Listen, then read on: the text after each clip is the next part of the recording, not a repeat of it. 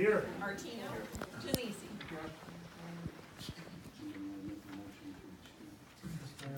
Mr. Genesi. I make a motion to excuse Mr. Schaffner and Mr. Hardy.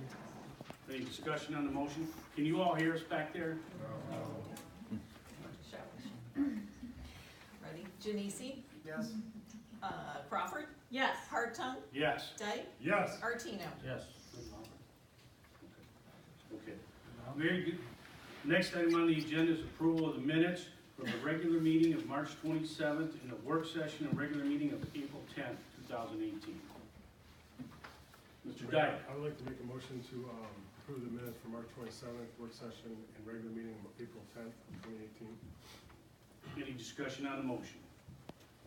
Would the clerk please call the roll? Dyke. Yes. Martino. Yes. Genesi. Yes? Crawford. Yes. Hartung. Yes. Okay, moving on, next item on the agenda is audience comments. Please step to the podium and state your name and address for the record. There's a 3-minute time limit. Is this on old news or can this be new news?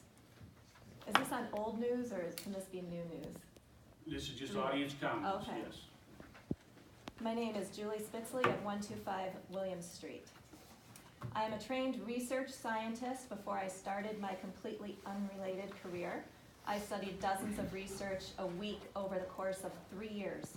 My job was to find truth in science, to weed out poorly designed research, and detect research that was designed with manipulation of data for emotional purposes, and even data research that has since proven invalid.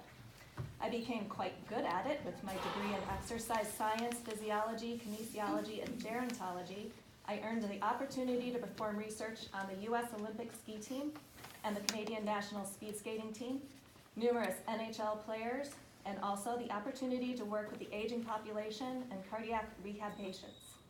Later, I was the director of a top 3 rated wellness spa in the U.S., which taught me new ways of healing through natural remedies. Living in Colorado until 2011 was living in the middle of a research project itself when it came to medical marijuana. The state haphazardly allowed what seemed to be uncontrolled prescriptions. Anybody could go to any kind of doctor to receive a medical marijuana prescription. I witnessed chiropractors telling their friends to come in and say they had back pain to receive a prescription. My tiny sweet town of 800 people allowed the largest indoor growing facility in the state at the time, 3 pot dispensaries and 2 pot bakeries. I could not get my family out of there fast enough. Understanding health a great deal and having learned an immense amount about medical studies, I was absolutely horrified at how harmful the state's actions were for something they were trying to advance. I knew medical marijuana could be helpful for many, and Colorado had made a folly out of it. It was a national sideshow, and it seemed they didn't care about our kids or communities, just the dollar. It truly saddened me and made me hate the idea of marijuana at all, if that is how a medical treatment was going to be presented. A fun for all, something akin to one of those Skittles parties for kids, using the front of advancement of medicine for a good time. Fast forward 6 to 7 years. Steve Arndt came to my door during election time and mentioned that Ohio had approved medical marijuana. I felt he was proud to tell me that because he saw my husband's Colorado farm plates on his truck in the driveway. I was not too happy, but putting my non-judgmental research cap on, I learned more about Ohio's rules. At that point, I felt pride for the state I had returned to. Thank God Colorado made the mistakes they had, because Ohio and more than half of the other states in the union have learned from those. Only MDs and DOs will write prescriptions. Ohio has regulated a list of medical conditions to allow for prescriptions, where that was not the case in Colorado. Patients must be reevaluated by their doctors every 90 days, where in Colorado, you could go in whenever you wanted, nobody cared, you didn't sign your name. If doctors fail to follow the laws in Ohio, they can lose their license, no questions asked. That is not the case in Ohio.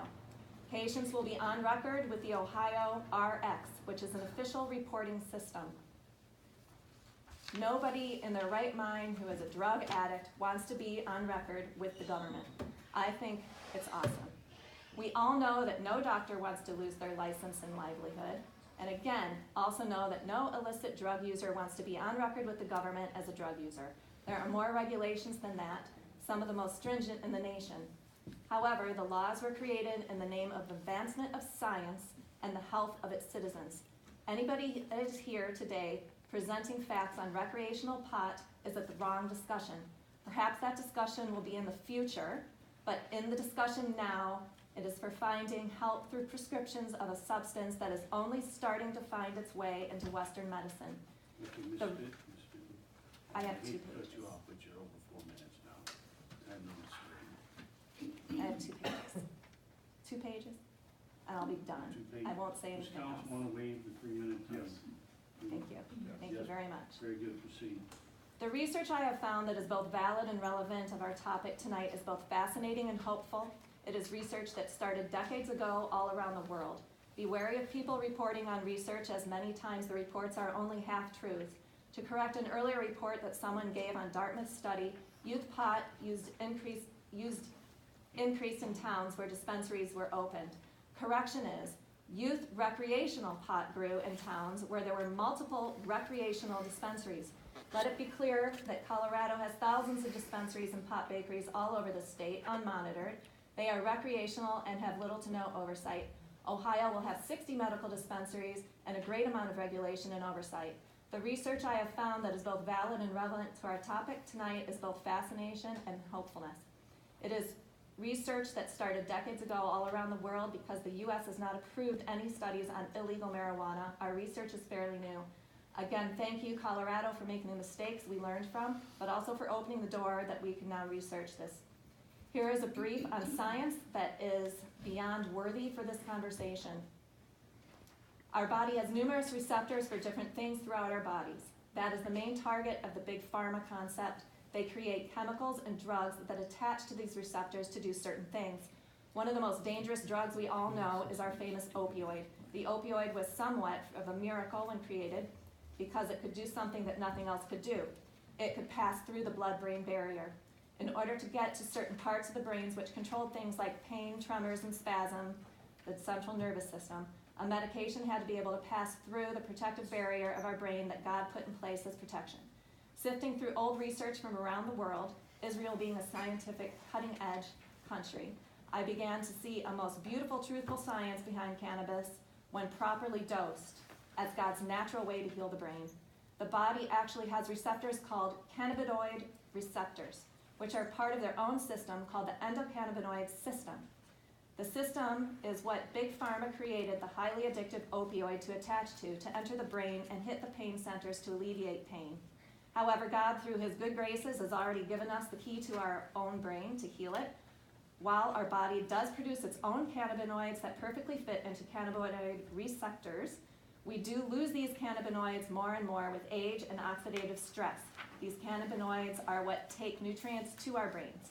When the body naturally depletes, God has graced us again with the only known plant to perfectly fit into these receptors and enter the brain for healing. No coincidence, they share the same stem name. You have heard of recreational users and abusers' brains shrinking. However, truthful and relevant research from independent, world-renowned scientists have proven that cannabis, when used medically, can create neuroregeneration. That's growth of the brain. That is incredible and new science. As mentioned, cannabinoids will help mood and emotion, pain sensation, memory, metabolism, and more. These are just some of the treatments, as our early studies have focused greatly on the basal ganglia of the brain. This is found at the bottom of the forebrain and has direct influence on cognition, emotion, and voluntary motor movements. Alzheimer's, stroke patients, traumatic brain injury, seizures, and Lewy body brain degenerative diseases such as Parkinson's and progressive supranuclear palsy. Given proper dosage of medical cannabis, these have proven to positively influence with brain regeneration. Truthful studies and trials have yielded positive improvements for the subjects. How are we the ones to deny the people who need this treatment because we are worried about illicit drugs? This is highly watched over by our state. This is a place recreational drug users will not go near for the sake of being caught. And times have changed. People are tired of being duped on by Big Pharma, and this is a way as nature intended to nourish our brains and heal them from our degenerative brain diseases and disorders. It is time to start viewing this dispensary for what it is, a pharmacy. And though it is illegal to call it such because of lack of FDA approval, I don't see anybody thinking twice about taking their children to Drug Mart to pick up a prescription for their fever, even though there is an addict next to them picking up their opioid prescription. Again, this is a pharmacy for so many people who get no help from Western medicine. No hope, no help. If we know now through truthful research that these degenerative brain diseases and disorders can help heal or at least give better quality of life to our loved ones, who are we to stand to send them back to the black market with marijuana that is not dosed properly or properly laced with fentanyl? This is not a discussion for recreational marijuana and druggies in our community. This is a discussion for the advancement of scientific knowledge for people who have no other hope. This is a discussion of Huron having the opportunity to be a hub for a world movement into healthier, whole food, clean living. And by the way, I did not stop my research studies on just medical marijuana itself, but I also researched OPC. The family behind the company has needed medical marijuana for their loved ones. In an effort to make this treatment more available to others, they found a locally based medical marijuana professional from Israel that has introduced them to the world's most cutting-edge science tools and research. The company has wellness in mind, 100%. They are close with truthful professional researchers and scientists that are guiding them to create a science and research facility, one that will help them discover more about the medical aspects of the plant that naturally fits into the puzzle of the cannabinoid receptors that God has given us. This is a blessing for both our community and people we love with brain degenerative diseases and disorders. And I want to thank all of you here at the council and the city of Huron for considering to have this in our town. I think it would be a great step forward. Thank you.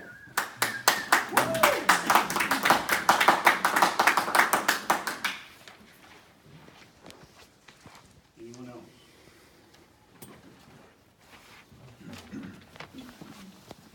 Andrew Kurtz, Eagle Ridge Drive. That was my speech. I do have to say though, chronic pain is a very widely interpreted You don't have to touch me. diagnosis. So you can basically have a headache and get marijuana. Now, it is federally illegal, so anybody who works with a hospital or anybody who takes nonprofit, which is Medicare, Medicaid, they cannot prescribe it. So I don't know what doctors will be writing it, but I can't say ethically that every doctor is going to be writing it just for the people who need it. And this is such a new, groundbreaking thing for Ohio. I just think there's too many unknowns involved. I can't see how this is good for our town. We have a small town of 7,000 people.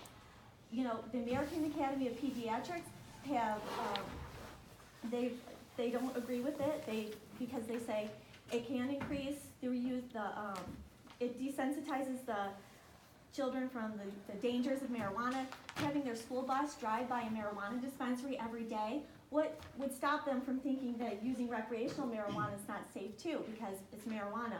You know, you can drive by it, they're dispensing it right by my school, so I don't believe that.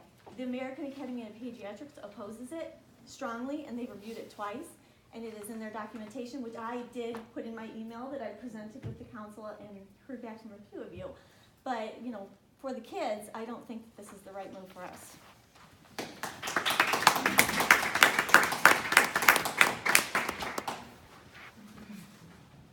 Anybody else? Hi, my name's Glenn Satala, 713 Kingfisher Court, on or about the end of January, as well as Monday, April 23rd. I'd gotten 2 flyers in my mailbox. Party or organization and other essential information was not listed on. I was wondering if there's anybody here that did or knows who was out stuffing mailboxes with flyers. Okay. Let the record show that there was a United States Postal Service law against doing things like that. It's 18 USC 1725 states, whoever knowingly and willfully deposits any mailable matter such as statements of accounts, circulars, sale bills, or other like matter on which no postage has been paid in any letter box established, approved, or accepted by the Postal Service for the receipt of delivery of mail matter on any mail route with intent to avoid payment of lawful postage thereon, shall for each such offense defined under this title. I don't understand why this shadowy organization can't reveal who they are, who they represent, where they're located, or any other essential information when they're out illegally stuffing mailboxes, yet trying to coerce the people's governmental body into enacting laws that they want followed. I don't understand why the shadowy organization cannot come out in the light of day, make their argument, whether the public debate, win, lose, or draw. If they have a good argument, it will survive. I don't understand why the shadow organization can't play by the same rules as everybody else. Every politician knows it's a lot easier to do what they need to do based on facts. This shadowy organization espouses opinion and lighthearted fact, yet they want the people's government to enact laws for other people to follow, just not themselves. I think if they play by the same rules as everybody else on a level playing field and be good sportsmen about it, we'd all have a meaningful discussion and debate on that subject at hand or any other subject. I think their actions causes one to have a high level of suspicion and concern as to what their true motives are when they stay in the shadows and can't come out and let everybody know who they are, what they represent, and what their true intentions are. The first flyer they passed out in the end of, on or about the end of January, said they were just against the location of this dispensary at the defunct Burger King. Now, they're against everything, whether it's the dispensary or recreational marijuana. And right now, it's not legal for recreational marijuana in the state of Ohio. It is for medical marijuana. They're just like a troll. When they reach opposition that they can't defend themselves against, they pivot slightly and forward a new argument. Thank you. Thank you.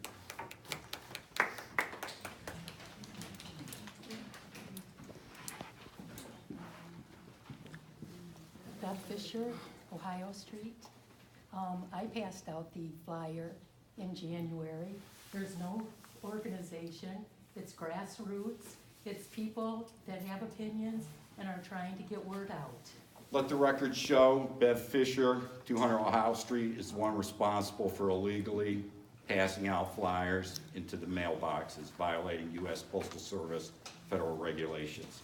I didn't put any in mailboxes. I put them on door handles, rolled them up and put them on that. If somebody did put them in mailboxes, I'm sure they weren't aware that it was against the law. But I can tell you I did not do that. And but there are it's really just a grassroots effort of people that are against having a marijuana dispensary in our small town of 8 square miles. Thank you.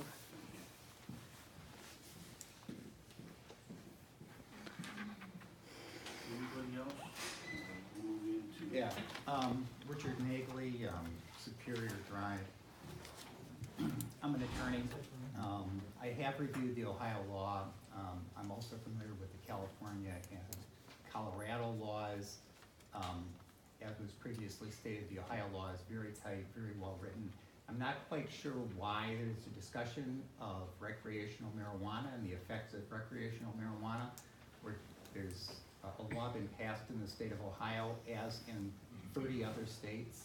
10 states permit recreational marijuana, 20 additional states permit medical marijuana, so there's 30 states now that have permitted this, including Ohio. Ohio is one of the tightest, most well-drawn laws.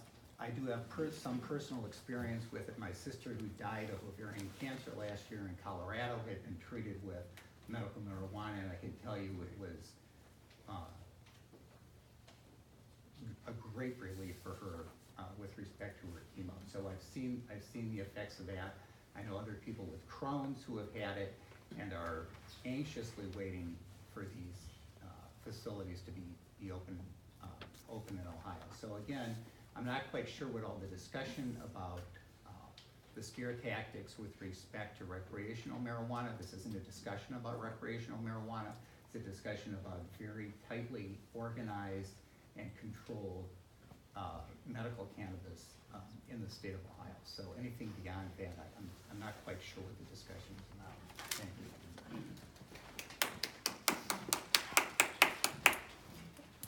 Hi, you guys have seen me many times. My name's Gina Woody, 327 Berlin Road.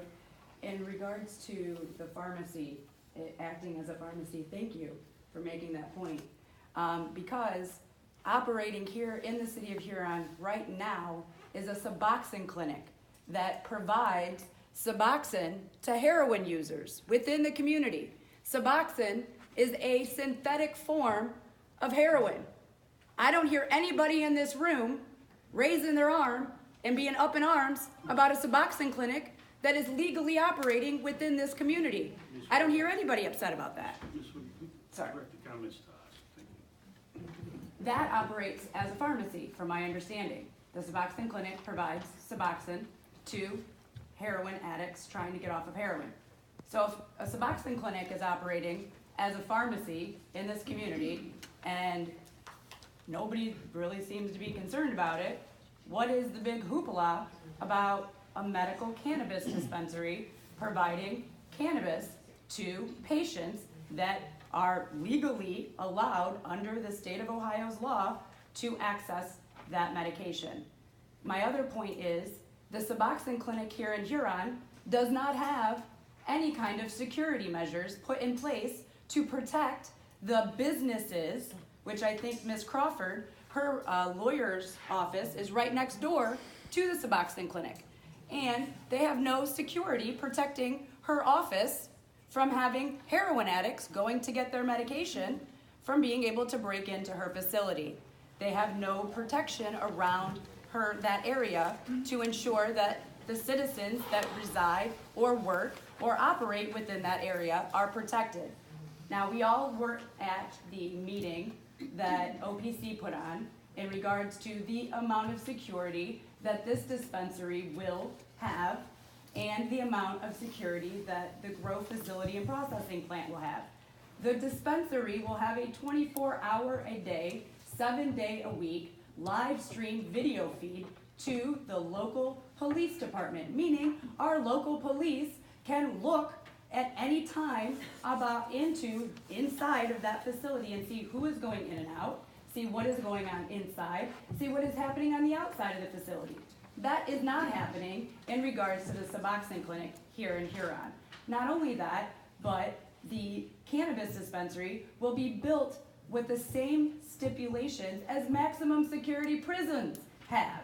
And the Suboxone clinic does not have the same security standards as a maximum security prison has.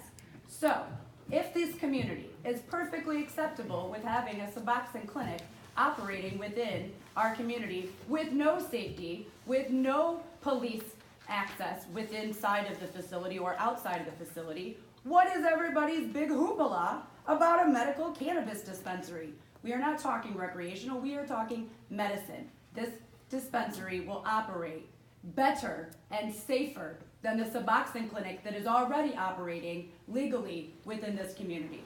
Thank you.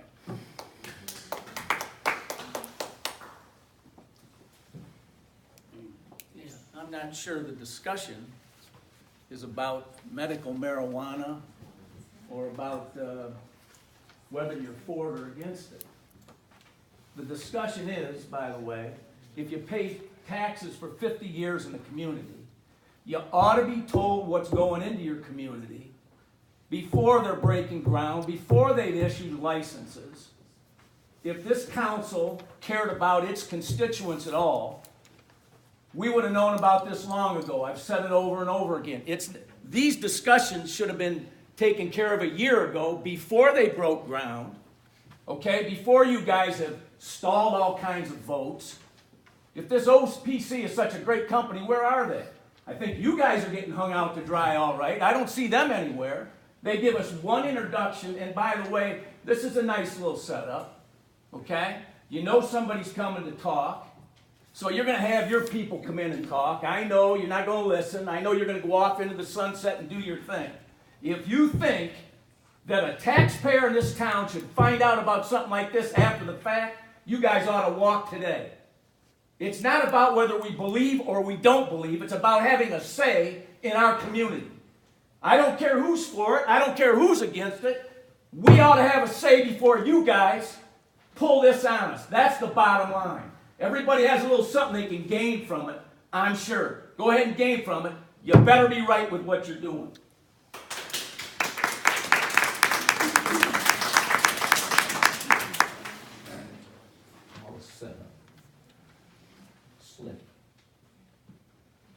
Gosh, I came here tonight and it has nothing to do with pot. But I do want to say something about it. I live in chronic pain, and I hate to admit this, so shameful, I was a heroin addict. And it turned to that because I couldn't find anything else that would ease my pain. You screw up once in a doctor's office and you're thrown to the street. You're left to suffer, and I suffered.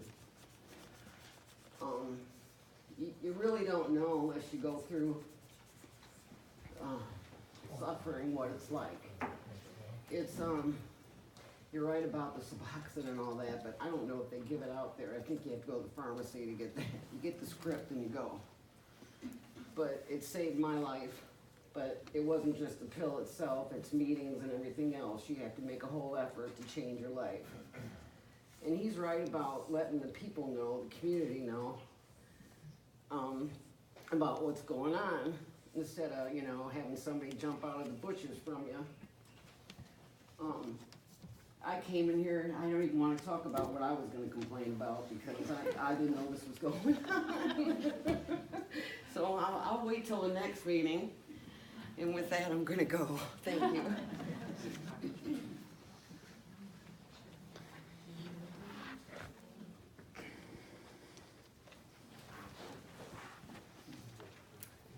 I'm Elvie DeFazio from Eagle Ridge Drive. I am a retired school nurse, and I have great compassion for people in pain and with illnesses. But the truth is, we're all gonna die. Destined to die, all of us, one day. And there are medications available other than medical marijuana to deal with pain. For me, I'm here because I raised 3 children in this community, and I care greatly about the influence that our children are going to be influenced. And I can guarantee that in all those states where there is medical marijuana was the beginning, and now it's recreational, and that's why I'm here. I would rather say no to medical marijuana if it's going to introduce recreational marijuana.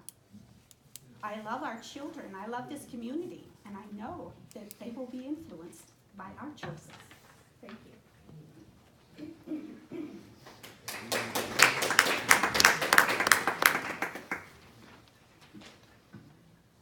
No one else wants to speak, we'll move on to new business and bring Dr. Forney up. Dr. Forney is the Chief Toxicologist Officer of Lucas County Coroner and Clinical Associate Professor at the University of Toledo College of Medicine and Life Sciences Center. Is that correct, Dr. Forney? You need to speak louder because there's a large group here. Nobody can hear you guys. You've got microphones in front of you. Turn them on. These are recording, they don't project. Okay, for the people back here, this is Dr. Robert Forney Jr. He's a PhD, the Chief Toxicologist Office of the Lucas County Coroner and Clinical Associate Professor at the University of Toledo College of Medicine and Life Sciences Center. Is that better? That's good. Thank you. Very good. Thank you. I want to say, I always used to be accused of speaking too loudly, and I've gotten old, and my voice has dropped. And I spent my whole life trying to tone it down, and now to try to go the other way. So I apologize if you can't hear me, and I apologize to council if I turn this way. I Dr. was- Forney, excuse me, what we were gonna do, why don't we move you up a little and turn this around so that this way you're facing majority? We can always All right. move around, Okay. all right?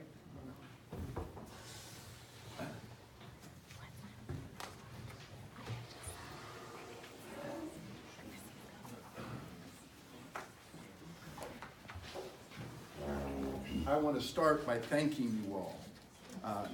I want to thank you all for different reasons. I want to thank council because you are public servants. You may not think you signed on for what you signed on, but you did. And it's, you know, no good deed goes unpunished. I've learned that.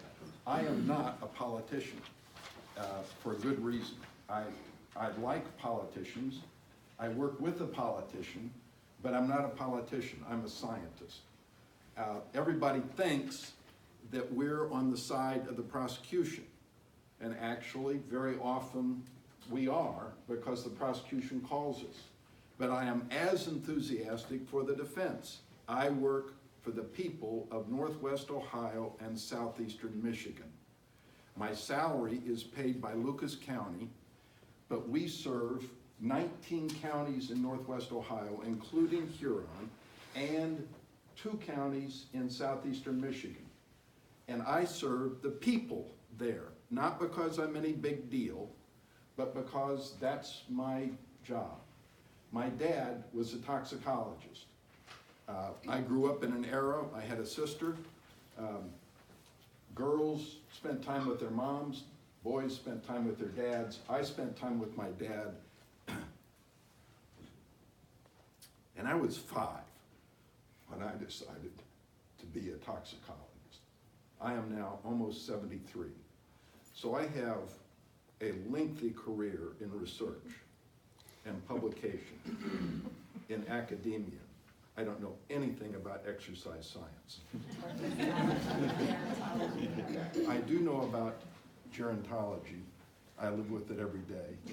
I do know about physiology. It is a basic requirement for what I do, what I teach, and what I say to others.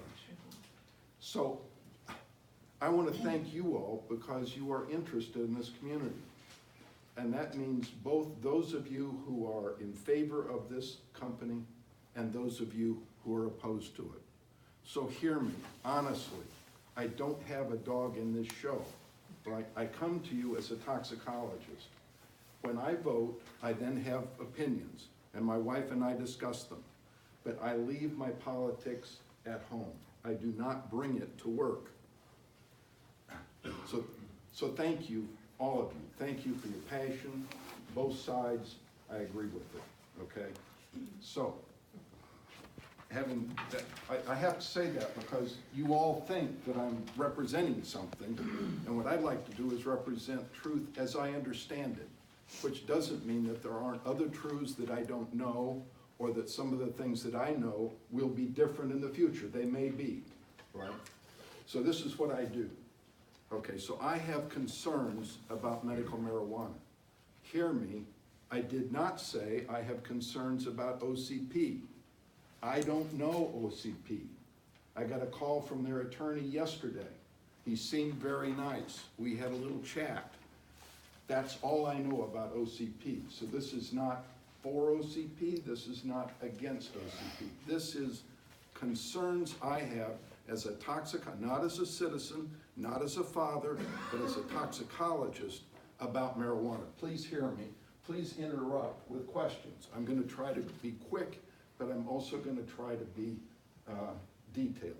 So the first thing I want to say, and I think everybody, well, you said it, and I don't know, you said it, you were mistaken, but you said it. There's a lot of misinformation out there. There's an incredible amount of misinformation. It just drives me crazy. I hate it when people say marijuana is safer than alcohol. Marijuana is not, please define safe. And what people always say is, they're talking about recreational, and they say, well, no one died last year from marijuana. Well, I want to tell you, no one died last year from alcohol. They died from diseases or accidents caused by alcohol. But overdose on alcohol, actually, it's very rare. Mostly it's suicide, right? But can you bleed out? Yes. Can you have liver cancer? Yes.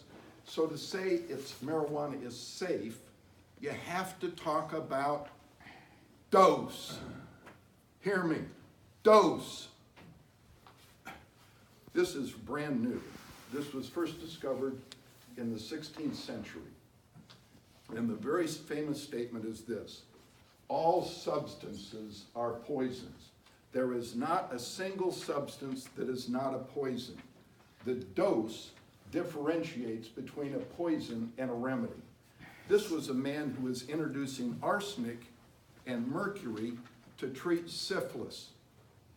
And he was hung out to dry in the Académie de la Médecine, the French Academy of Medicine in Paris, because he was poisoning his patients. No, he was treating them with a substance at another dose would be a poison.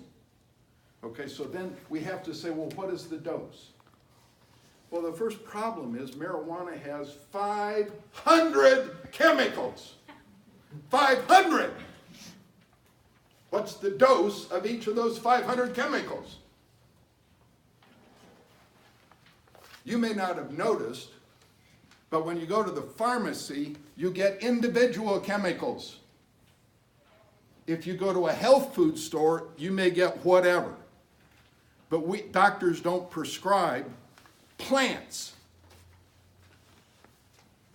They prescribe drugs with certain doses, with certain bioavailability. Now, you don't know what bioavailability is. That means how much is absorbed.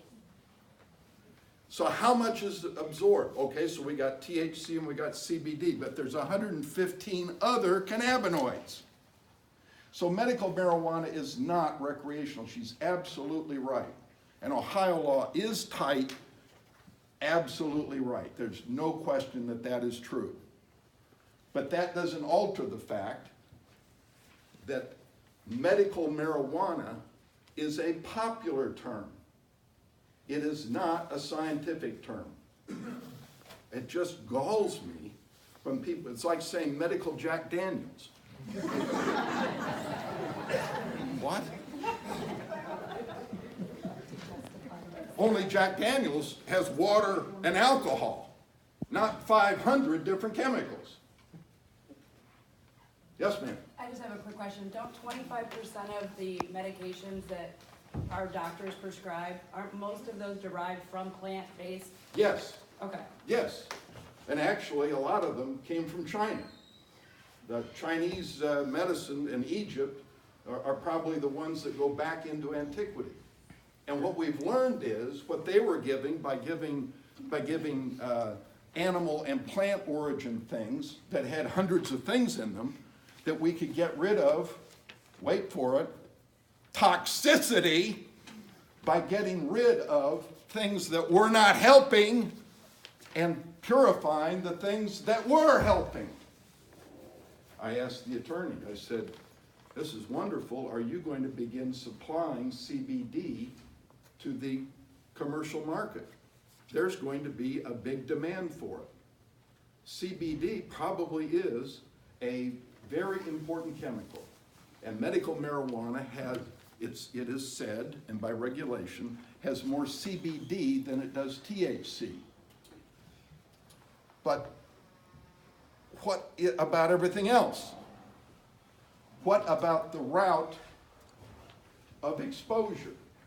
The Ohio law permits, let's see, vaping, tinctures, edibles, oral mucosal sprays.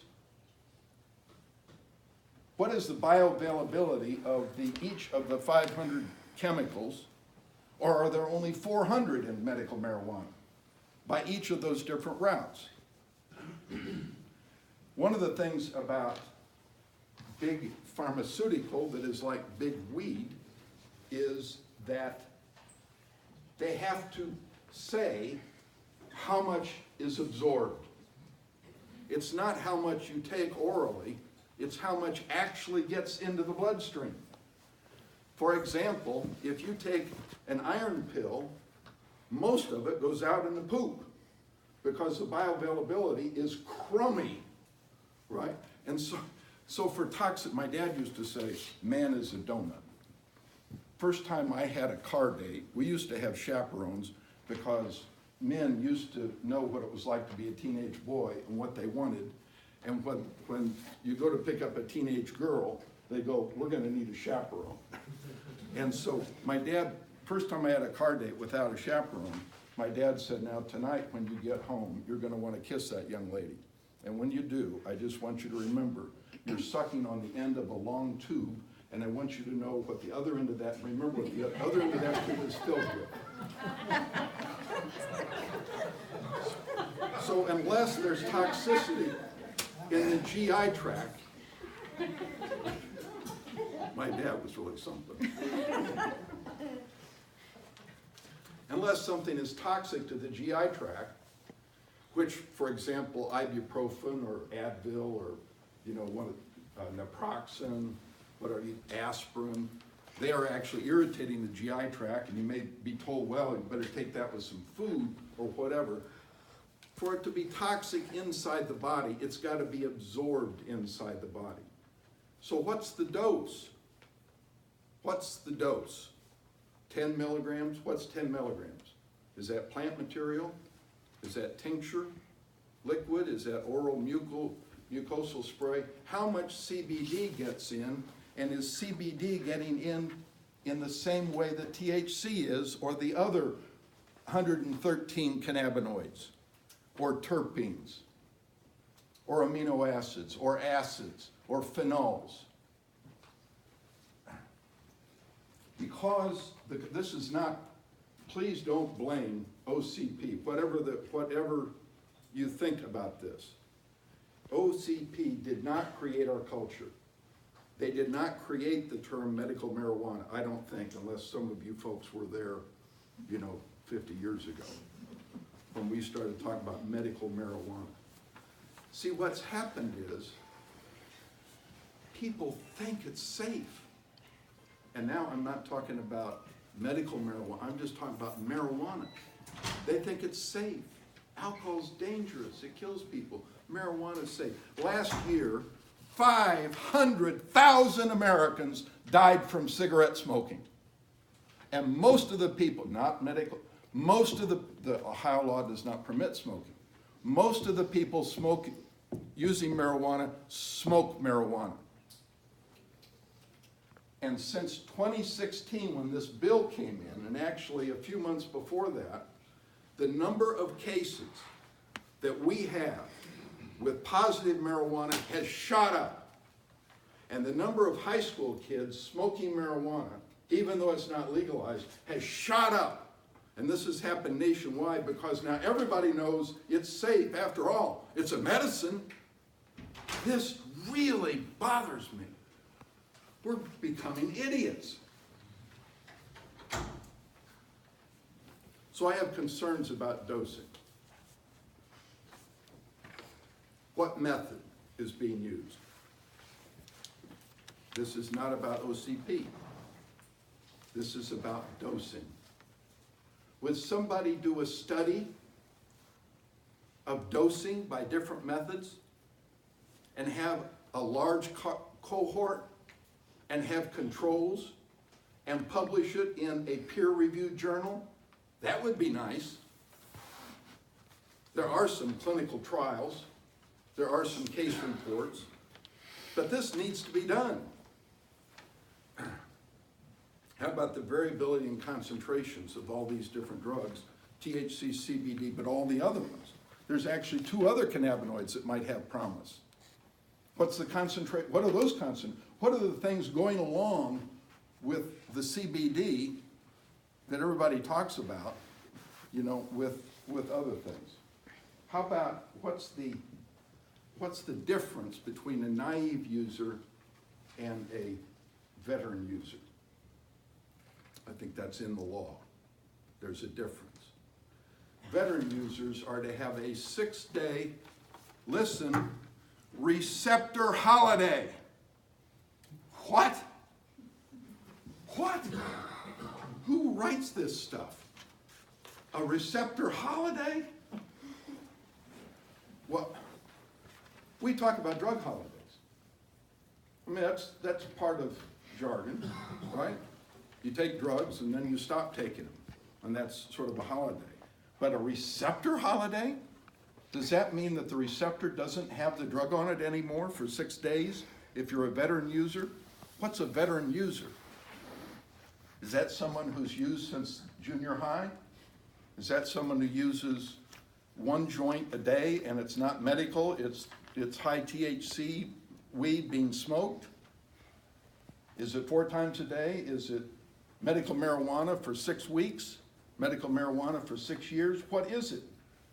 And what is a receptor holiday? To me, to my way of thinking, that means the receptor's free of drug for 6 days. Well, because the cannabinoids are fat soluble, they accumulate in the brain, which is fat, and in the hormones, which are fat. So how long does it take for the receptor to be free of drug when you stop using the drug? I'm sorry. We've often asked attorneys to volunteer to let us dose them and kill them and take their brains out and sample so we can determine what the concentration, if that's a joke.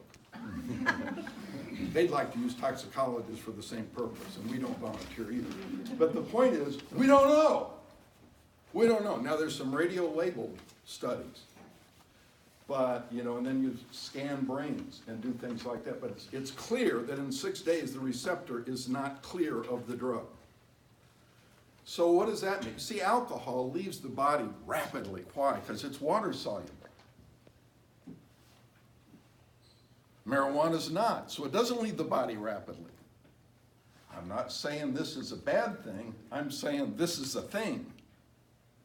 It's not like that because I hate marijuana smokers, because I don't hate marijuana smokers or medical marijuana people either. And I too am very concerned about people with intractable pain that don't seem to be helped by any other medication. I'm with you. I want you to have help. At 73, I'm having more pains myself. There's no extra charge for this. I will tell you, we did a study. When I say we, I'm on a committee that includes the White House Office of Drug Control Policy, the director of CDC, the president of the AMA, the ADA, and the Nurses Association, organized by the National Safety Council, of which I've been a member of an expert committee for about 30 years. And we talk about these things. And the problem is, what are we going to do given the everybody says, well, science is going to solve it. No, science will understand it more, but we can't change it. And I'm not saying, therefore, it's no good. I'm saying it's a thing. So what's a receptor holiday? I don't understand. I think what they mean is that the person not have any drug, including recreational, for 6 days, and then they start using. I think it's just an inartful way of describing that. But this is a question about dose. What about the use of other medications? Marijuana interacts with a lot of different drugs. Other drugs interact with a lot of different drugs. This is not unique to marijuana, but when a physician is prescribing drugs or talking about it, a good physician will want to know, well, what are you taking over the counter? You know, do you drink alcohol? Do you smoke cigarettes? Do you drink coffee? You know, because pharmacists, at least, know something about these drug interactions. And very often, failure of therapy has to do with adverse effect and not with effectiveness. The thing that limits medical marijuana use today, I believe, is mostly side effect. And there's progress that has been made over the last 20 years at dealing with that. For example, getting higher CBD concentrations and lower THC that's a start, right? But there's a lot more to be done. How about genetics, age, gender, ethnic differences in dose? We don't know. There's some little studies that obviously include men and women and other things, but to really nail this down, this is brand new stuff. She made the statement, this is a worldwide thing, and apparently Israel is leading the world in pretty much everything. I'm not aware of what the Israelis are doing, and so I'm anxious to learn from the vaulted people who know more. I'm not trying to be pejorative, but from, yeah, right. Okay, now, there are already 4 drugs. The third one is in phase 3 clinical trials that have been approved by the FDA. Dronabinol or Marinol was approved in 1985. That's THC. And it was approved for intractable nausea associated with cancer treatment. It's available. It's been available since '85, nationally legalized. Nabilon for nausea and neuropathic pain. You can get it today. You can go to a doctor and they'll prescribe Nabilon. Sativex, this is the one in phase 3 trials, is CBD. It's basically CBD. And it has promise. But it's a drug. It's not a plant. If they When deal you say with it's a drug, it's not a plant. The drug is derived from a plant, correct? yeah, and 499 other drugs. What are the other drugs that it's combined with? That would be interesting to know. I don't know what it is.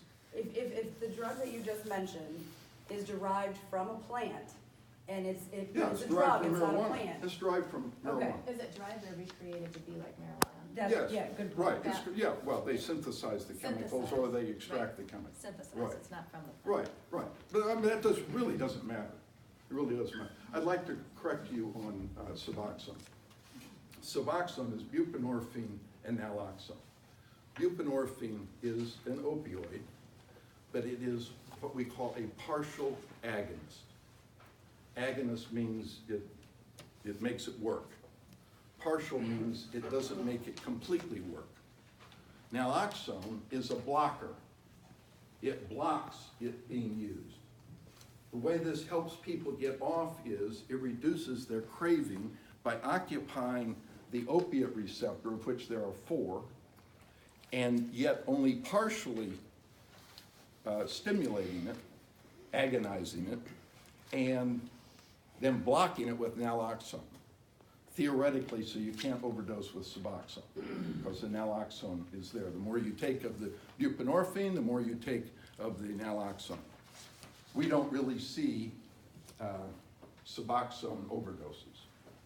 We see some buprenorphine, but typically it's because people use fentanyl and they use it over the Suboxone that they have. There's a review in this sheet I passed out that was just published, and I've got a web page where you can go to it. You don't have to trust me. And it was, a number of people were interested in this. What do we know about medical marijuana? That's the subject.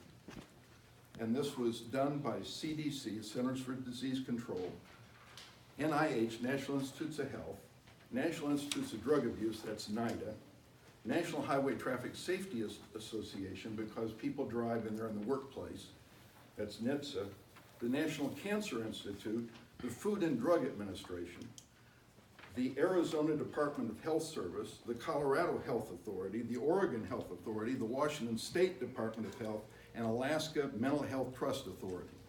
So this is a big group. They looked at hundreds and hundreds of peer-reviewed studies published since 1999 to last year when this was published. And they looked at efficacy, that means is it effective, and they looked at adversity or toxicity. And they said, what do we know based on peer-reviewed studies that have already been published? Now, does that mean that these peer-reviewed studies mean the end of the research? No. It means this is what we know today. We have a lot more to learn tomorrow. I'm probably not going to be around. And as I look around the room, some of you aren't going to be around either.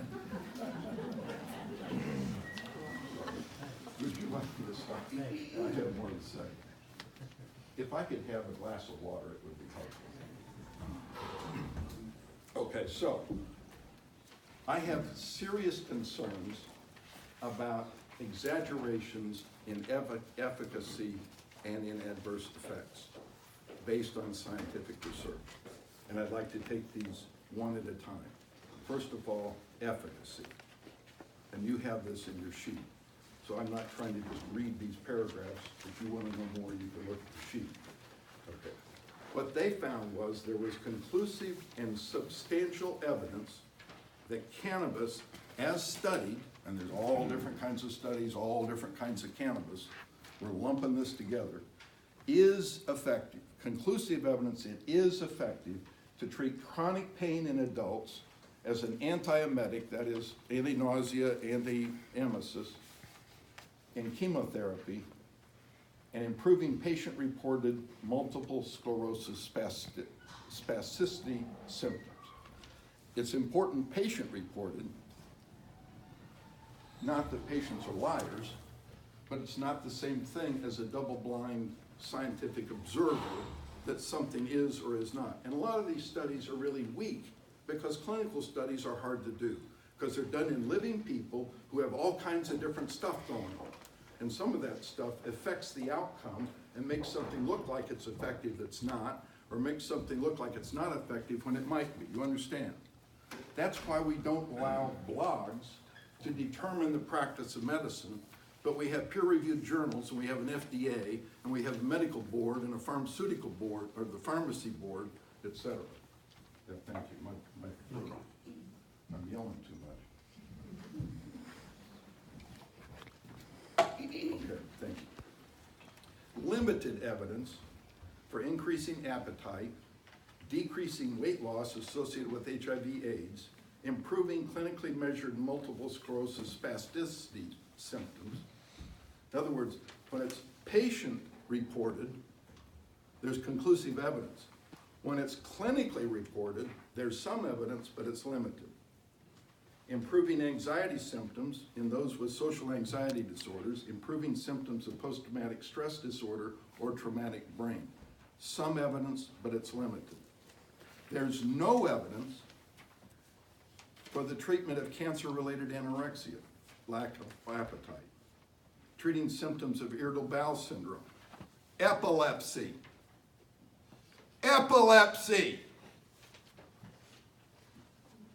treatment of spasticity in patients with paralysis due to spinal cord injury, treating certain neuropsychiatric symptoms of Huntington's disease.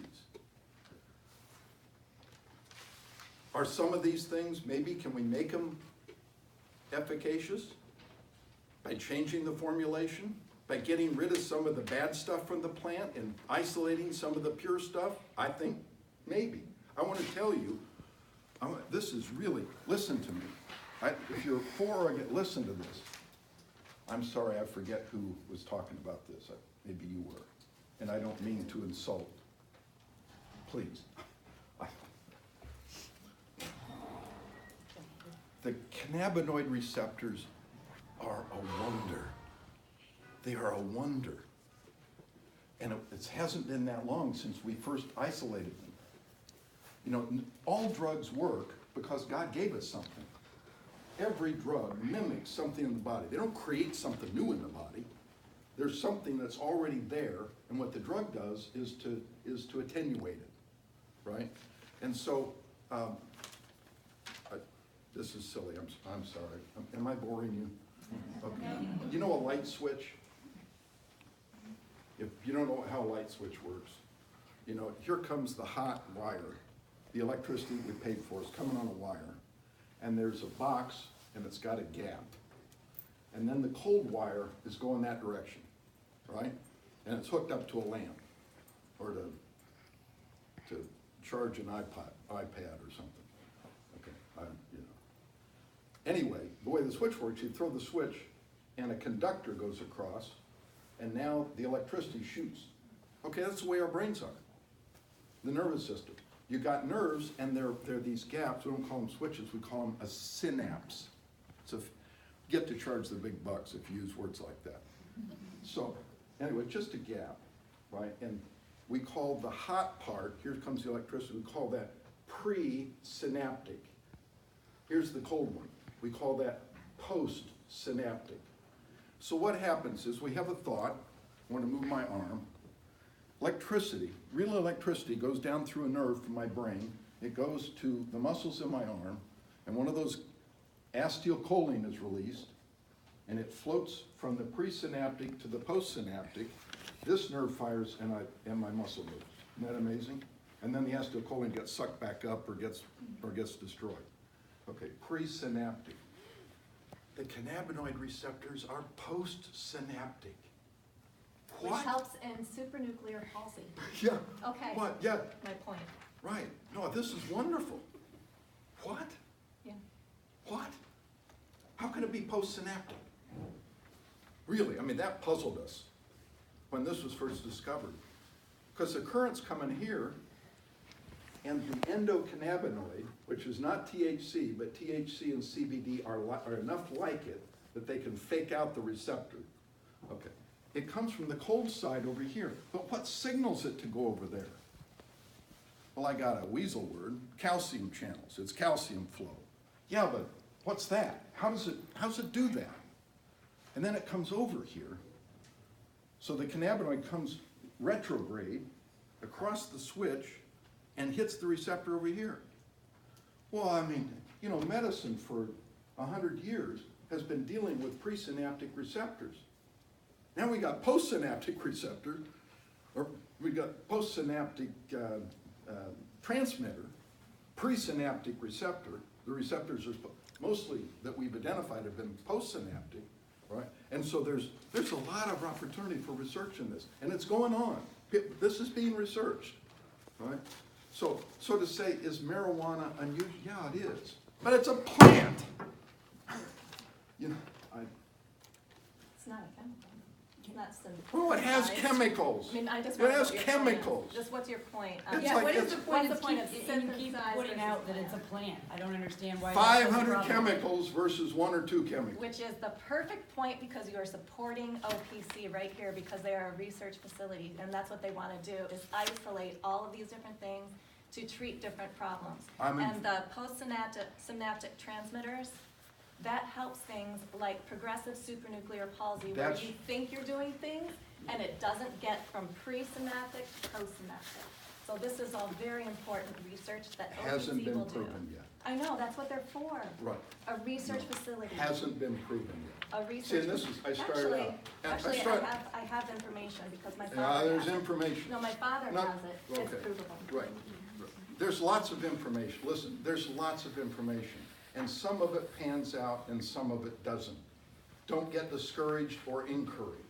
The fact that something pans out doesn't mean eureka, we're done. We're not. The fact that it doesn't pan out doesn't mean eureka, see, I told you it was garbage. No, but it is a plant, right? And a plant has got lots of chemicals, and dosing lots of chemicals leads to problems.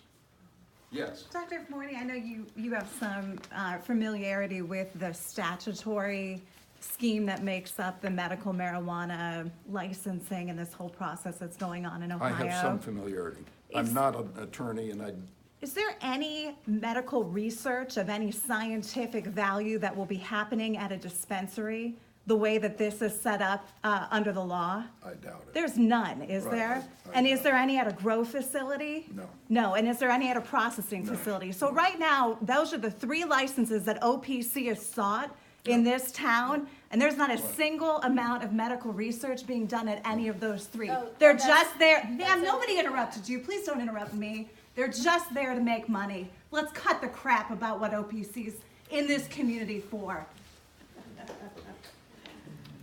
This same stuff. At least they call themselves what they are, and that's a for-profit organization, sir. OPC is masquerading like it's some nonprofit do-gooder, when all it is a for-profit entity looking to make a buck off this community. Let's cut it's just insincere and frankly an insult to the intelligence of this room to call it a research facility. Yeah. Continue. Yeah. Let's see if we can have some civility and let Mr. Right. Forney continue, Okay. please. You understand, the weakness of this citation I've given you is that it pulls together lots of studies. And there are lots of studies. And there's lots of differences, right? But there are conclusions that I believe that have come from that group of studies that are valid. They're valid conclusions. And like this, there's limited evidence. I think that's valid. That doesn't mean it doesn't work. It doesn't mean it does work. It means we don't yet have enough valid evidence. There's some suggestion, whatever. Same thing when we talk about adversity. And this is hard when you got 500 variables in the drug and you're trying to study that. You know, which is causing what? You know, and then you got all the human variables. So I mean, and it's not unique to marijuana. This is the way medical research is, right? We have to try to control things and get it down to where there's one variable that we can look at, and then we can come up with some conclusion. Anyway, people have been concerned early about cardiovascular adversity. And you say, well, you know, what's the concentration of THC that's associated with this? I don't know. What's the concentration of CBD that's associated with it? I don't know. You know, does anyone know? I don't think so. And so depending on what the study is, my dad got the first license to import marijuana, federal license. And this was at Indiana University School of Medicine. And when he went to the airport to pick it up, the Fed agent was slow. And the dog sniffed it, and the FBI arrested him pretty quickly. And when the federal agent got there, took him out of cuffs and showed, and Dad had all the licenses. But who in an Indianapolis airport is gonna believe that somebody's got a license to import marijuana? And at that time, people were actually saying that marijuana had no effect, and that people who were high, that it was all a placebo, that they were talking themselves into something, but there wasn't anything real. And the reason was because they were studying hemp. And hemp has, it's cannabis sativa, but it has very low THC concentration. So Dad, these were medical researchers. So Dad sent, with licenses and chain of custody and all that, sent the stuff he had imported from Southeast Asia. He sent it to different researchers. He said, try this. And so the reason I'm telling you this is, oh, the dose is different. All of a sudden we didn't see an effect, now we see an effect. You know, and that ended the discussion that it was a psychological thing and that there weren't real chemicals in marijuana that were doing something. And the question was, what was it that they were doing, right? And this was 1970, I think, was when this happened, so fairly recently. Okay, so anyway, cardiovascular, because one of the things police officer does, and we're not talking about medical, we're just talking about is a person under the influence of marijuana. It's probably mostly recreational. One of the things police officer looks at is pulse rate, because the heart rate increase that marijuana does is in the central compartment, and it correlates with smoking. As you smoke, it goes up and the pulse goes up. But the high is in the brain, which is in the second compartment, and there isn't a correlation. And so if you think there's gonna be a per se for driving with marijuana, it'll never happen legitimately. Now Colorado's got 5 nanograms per mil, but here's alcohol, here's blood, here's brain. You drink, it goes up in the blood, goes up in the brain, comes down in the brain, goes down in the blood. Same thing, urine, up, down, right? And so you can do a breath test, you can do a blood test, you can do a urine test, and you can predict how intoxicated someone is.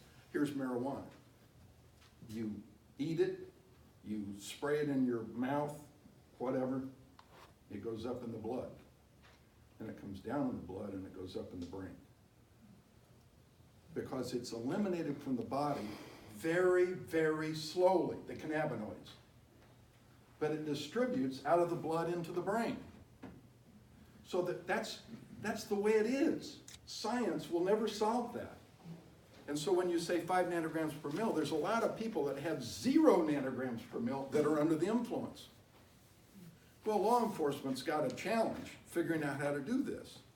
And about the only way we can do it is to have what's called a DRE that looks at symptoms and has a key and basically does like a medical triage. They're like paramedics. They do 12 different tests: blood pressure, heart rate, a lot of body temperature, a lot of different things. Okay, so anyway, I'm sorry, I digressed. I was saying their cardiovascular adversity, and anyone who's got heart disease, or anyone who's about to have an MI, or anybody who's had an MI, well, you know, anything that's going to push your heart rate up, one would think that would be a problem. Well, there are studies that show that a person smoking within 24 hours of having an MI, that's much more common than those who didn't smoke, who didn't have an MI but had the same heart conditions. It's very complicated to try to prove it. There are other studies that say there doesn't seem to be any difference. So what is it? Well, we don't know. But does it have something to do with the other chemicals? Is it just the THC? We know most about THC because it's been studied the most, but there's 499 other chemicals in there that are doing something, right? And some of those we know are active, and so the question is what? Respiratory. You know, we thought vaping was going to be, you know, well, vape is better than smoking. Well, probably. You don't have particulates. You don't have carbon monoxide. That's good.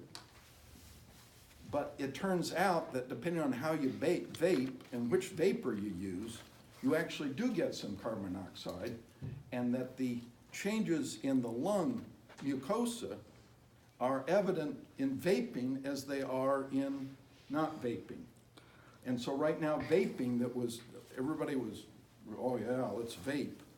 You know, people are sort of backing off on that and saying, well, maybe oral mucosal spray is better. But we got a lot more work to do.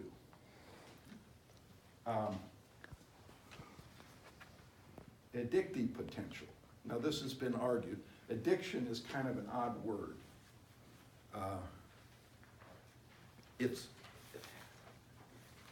A psychiatrist would say, well, an addiction is something that you do even though it's hurting you. If you continue to do the activity that's hurting you. Pharmacologists would say, well, addiction has withdrawal. Are there withdrawal symptoms that, you know, you stop using and you start getting the shakes? That's alcohol. Or you stop using an opiate, you know, and you start getting goose flesh and, you know, the symptoms of withdrawal. Are there symptoms of withdrawal that are then alleviated if you go back and use the drug? You know, caffeine. If you drink too much caffeine, you stop drinking caffeine, you get a headache. It's called a caffeine headache. If you have that, take some caffeine, the headache will go away. And consider weaning yourself down off as much caffeine. Okay, so anyway, so there is an addiction potential. It's probably weak. It's very weak compared to, say, opiates or something else. But the problem is with youth. We're very concerned about youth. And you'll see the data on the sheet I passed out. The number of youth use of recreational marijuana driven by medical marijuana passing, which sends the message, see, it's safe. And it's not OCP's fault. I'm just saying this is our culture. We got this, you know, a woman's right to choose. You know, how about a baby's right to choose? You know, we use language and we change the debate by the way we express something. And so that's one of the things I really don't like about medical marijuana. I would much rather say CBD in plant form or something that doesn't, and somebody's saying, you know, this stuff is bad. You know, at least Jack Daniels has ads saying, don't drink and drive, don't drink if you're pregnant, you know, if you got a problem, get some help, this stuff is dangerous, you know, whatever. I don't hear any of that from the people promoting these laws. And they're mostly politicians, not anyone as great as our own city council. Thank you for that one, Doctor. No, I'm serious. I mean, be sympathetic for these guys. You may not agree with them, but when you're a public servant, I tell you, no matter what you do, you got income, right? And I was going to do that. Robin, would you stand up? My colleague and the supervisor of the laboratory, Robin Schindler, she works really, really, really And the number, how many marijuana cases do we have waiting to be signed out now, waiting to be finished? 125. 2 years ago, 2 years ago it was rare. And these are mostly traffic cases. And so it's not OCP's fault, but it's our culture's fault. My son went to public school and he said, boy, it just reeked of marijuana smoke all over the place. Our young people are smoking, many of them, large numbers, and it's not good. It is not good. Here's the bad news. The cannabinoids downregulate the CB receptors. They downregulate the CB receptors. As Al Gore would say, settled science, right? The density of CB receptors, because the endocannabinoid is what it's designed for, not the artificial. Now, I'm not saying, you didn't just hear me say that I don't think there's any room in medicine for one of the cannabinoids or more than one given in a proper dose in a proper setting for a proper indication. I didn't say that. What I'm saying is there are dangers, and this is particularly true in young people. And the brain doesn't stop developing until the early 20s. So young people is like 22, 23. Keep them away from marijuana. And you women, don't drink if you're having sex. I don't mean the time. What was that? Why would you just sit there and tell women don't drink if you're having sex?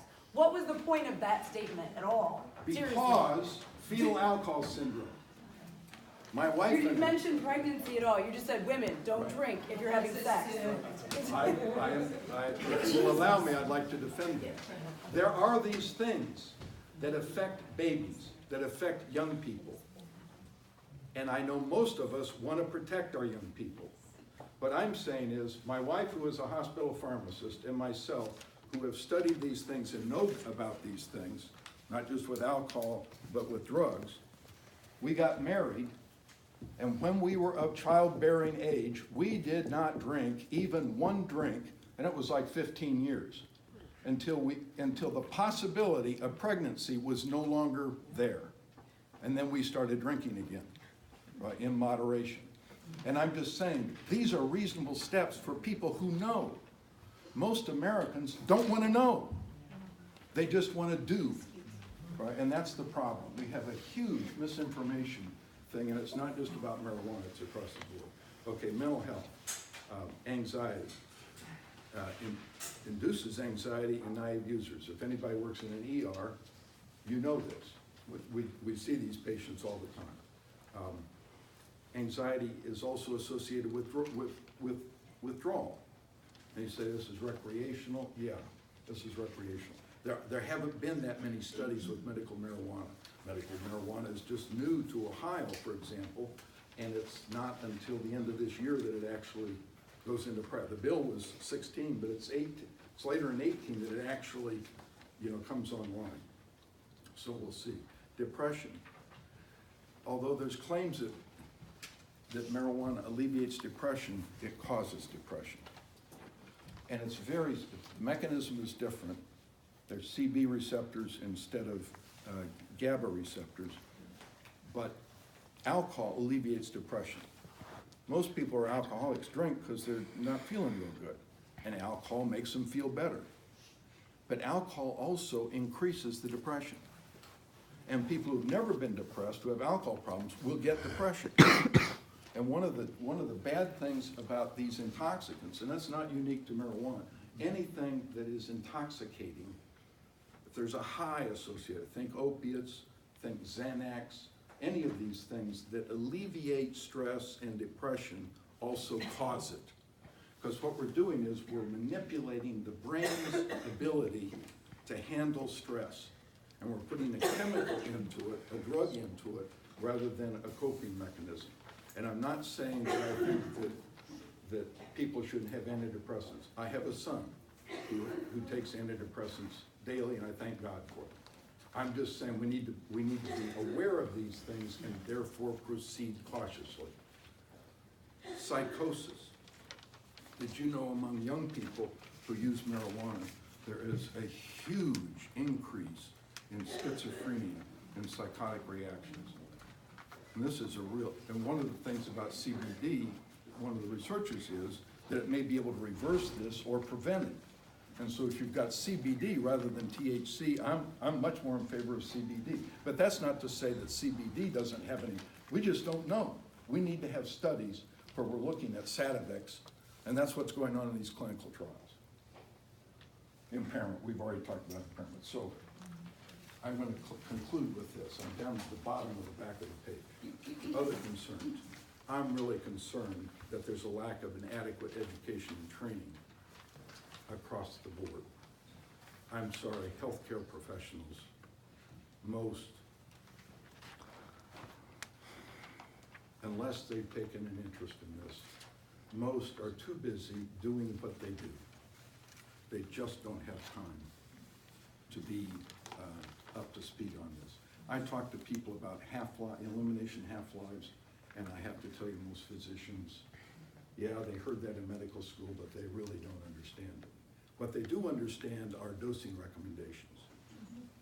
They do know from residency that they were told that when this happened, that about, you know, in a hospital, if you go into a hospital and you have a chronic condition where you're gonna be on medication, like blood pressure, whatever, you're gonna be on medication for a long time. Do you know, generally speaking, about 50% of the population responds beautifully. Take a standard dose, maybe increase it a little bit, beautiful. How about the other 50%? Well, then you go to a specialist. Well, good. But if we knew more about prescribing drugs, you wouldn't need the specialist.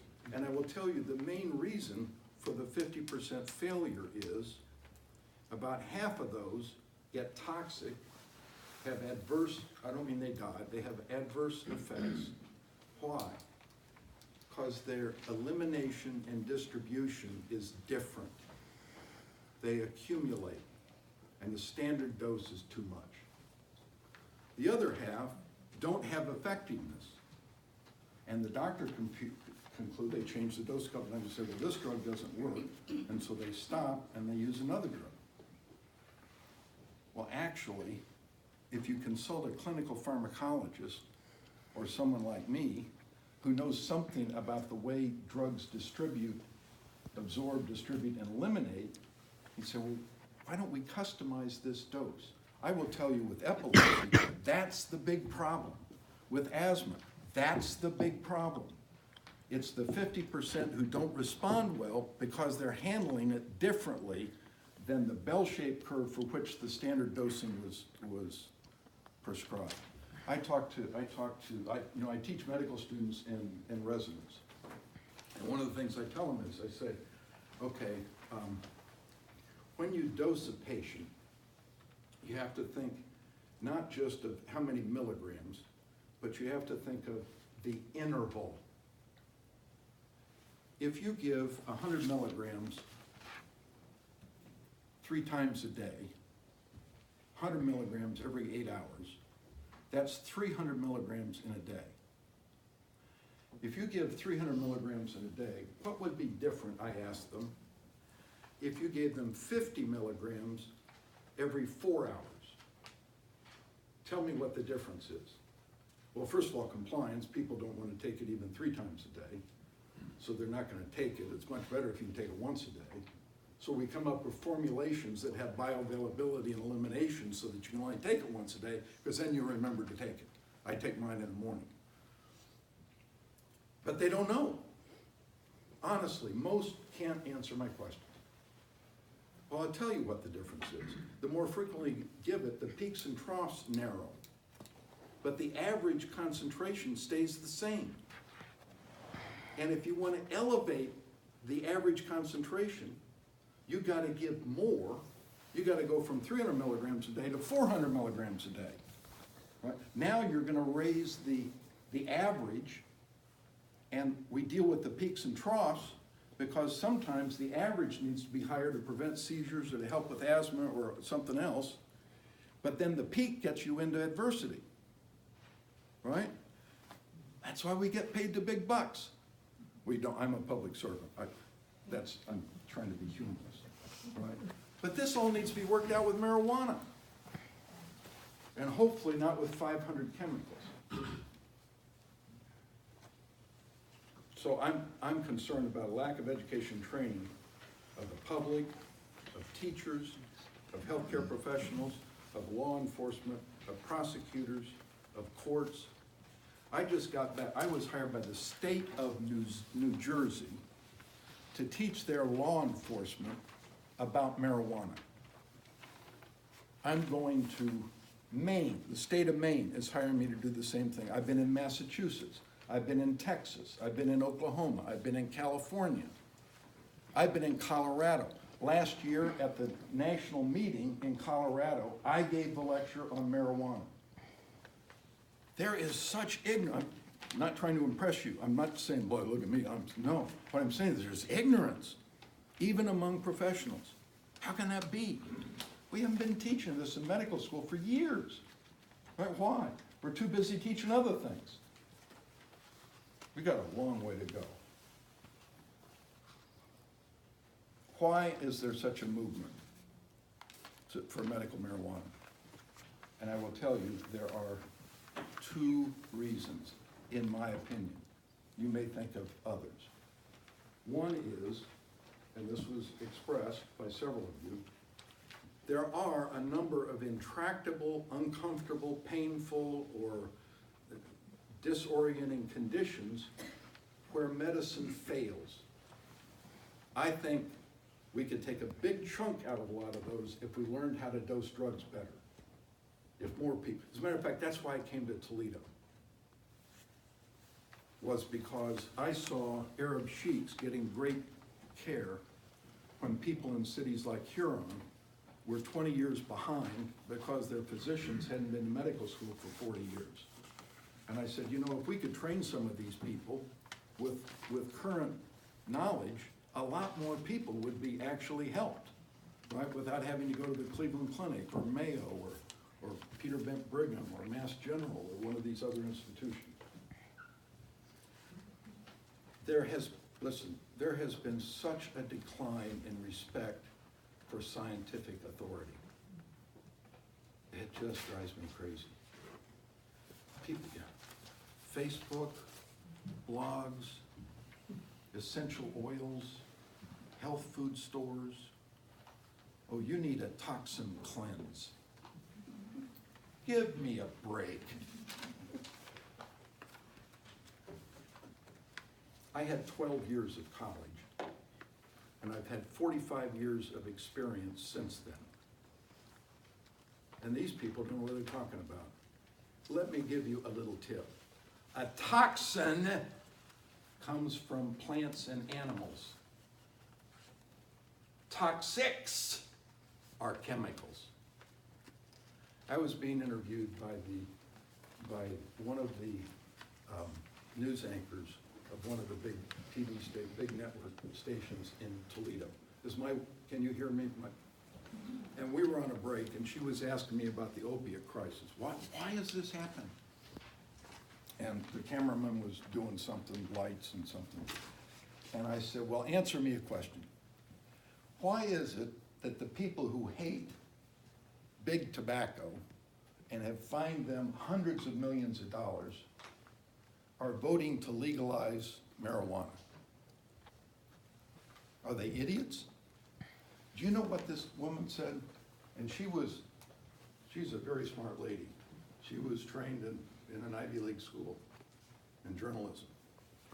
She said, but Dr. Forney, marijuana's natural.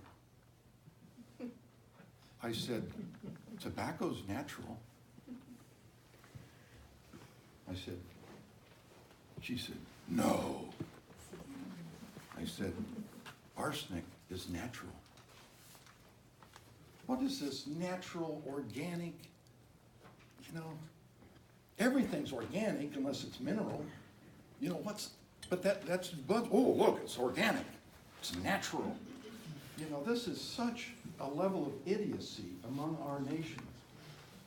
How can we possibly not fight each other on issues like this. We don't know how to think.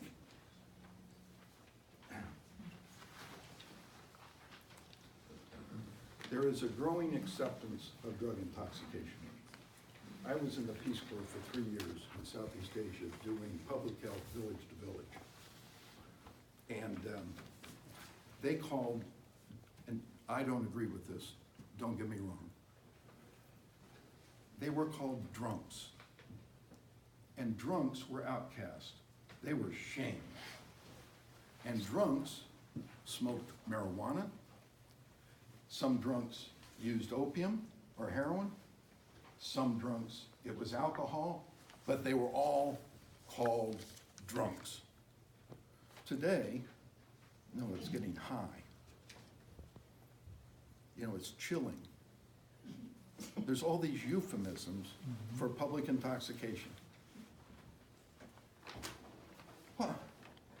Why? What's wrong with public intoxication? Because we can't think straight. Because we feel good when we should feel bad. Pain sometimes is good. I'm not talking about intractable chronic pain I'm not talking about that. I'm saying if you my kid puts his hand on a hot stove, if it didn't burn, like he's got leprosy, he's going to burn his hand off. Pain tells us to get help, to stop, to change, right? And to be alert.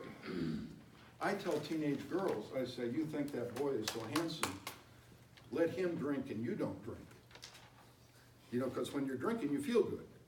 And actually, it turns you on sexually, right? And so you think that's the way you really feel, when really it's the chemicals that are causing this feeling. So I think there is, and this is not OCP, I'm not talking about, what I'm saying is, I am greatly concerned about a culture that is so accepting of intoxication. Do you know that 80% of the fentanyl heroin deaths are white men, average age 38, most of them in their 20s and 30s? And most of these guys started smoking recreational marijuana when they were in high school or junior high school. Yeah, and they got used to being high. And we gotta change this. Teach your kids reality. Live in reality. Be ambitious. Do something. Leave your campsite better than you found it. Make a contribution. I think this lady, this gentleman, I think they're trying to do something. We may agree, may disagree at different points, but do something in reality. Make this community better. Teach your kids, to do things. I see this as a major crime. And you have to understand, Robin and I, we lived in the sewer. We see these tragic, you just can't believe how many young people are dying every day. And I have to tell you, JG. Now, I did not say that CBD causes all these deaths. I'm not saying that. What I'm saying is other concerns. We got a growing culture that is comfortable with intoxication. The packaging and marketing of products in other states directed to youth, not Ohio. I agree, Ohio's law is tight. I don't think it's tight enough. Let me just talk about that for a minute. If you compare this study, confirmed effectiveness, limited effectiveness, no proven effectiveness, Ohio approves all of it. And so should we tighten it even more? Only those things where there is at least some evidence that it's effective. And so, I don't know, but in other states, if we ever get there, they make candy, cookies, soda pop. It's what the tobacco companies did. It's the same thing. That's recreational. We're not talking about medical. A growing number of accidental edible marijuana overdoses. Edibles have a very slow absorption. So people take them and they don't think they're working, so they take more. They're trying to titrate and they're not waiting long enough. And one of the things we say in the medical marijuana, I don't like that term, but you understand that's what we're talking about, is less is more. It's not increasing the dose, it's decreasing the dose. And responsible people, you know, understand that. Well, these edibles are just real dangerous, and then kids get them, and it's real dangerous. You know, like a lot of other things, you know, don't have them around. You know, have something else, lock it up. You know, keep it away from kids. The dramatic increase in the work of law enforcement in states who have legalized even medical. And it's not necessarily because of the medical, it's because the medical sends the message, and so everybody, I mean, you just walk out on the street, you can get recreational marijuana real easily. It's everywhere. And so what we're doing is we're just encouraging an increase in that, and that increases actually law enforcement problems. And that's been experienced in state after state. You've been very kind. God bless you as you deal with this controversy. It's a modern controversy. I hope I've been helpful. I appreciate every one of you.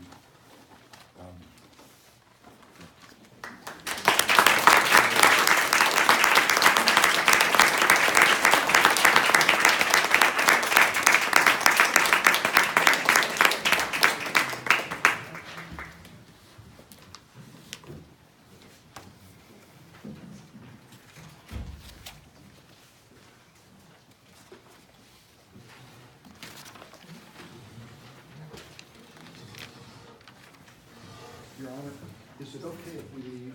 Yes. We have a busy day tomorrow. Thank you.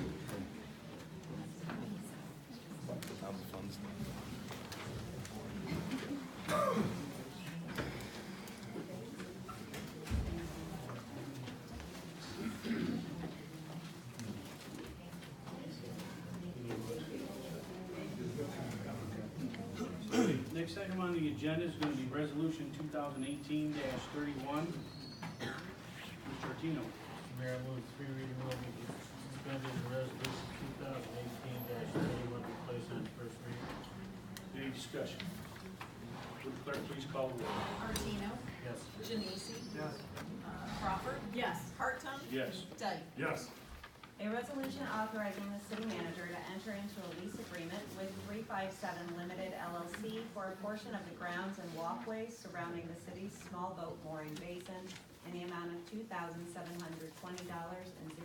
payable to the city of Huron. Mr. White. Mayor and Council, this is an annual lease agreement that the city uses with 357 LTD, which is effectively I-5s. I-5s uses a 200 square foot portion of the city's patio, which is railed off. This has been ongoing for several years. So could you just touch base on a couple of minor changes from here? There's a couple changes on the contract from previous years.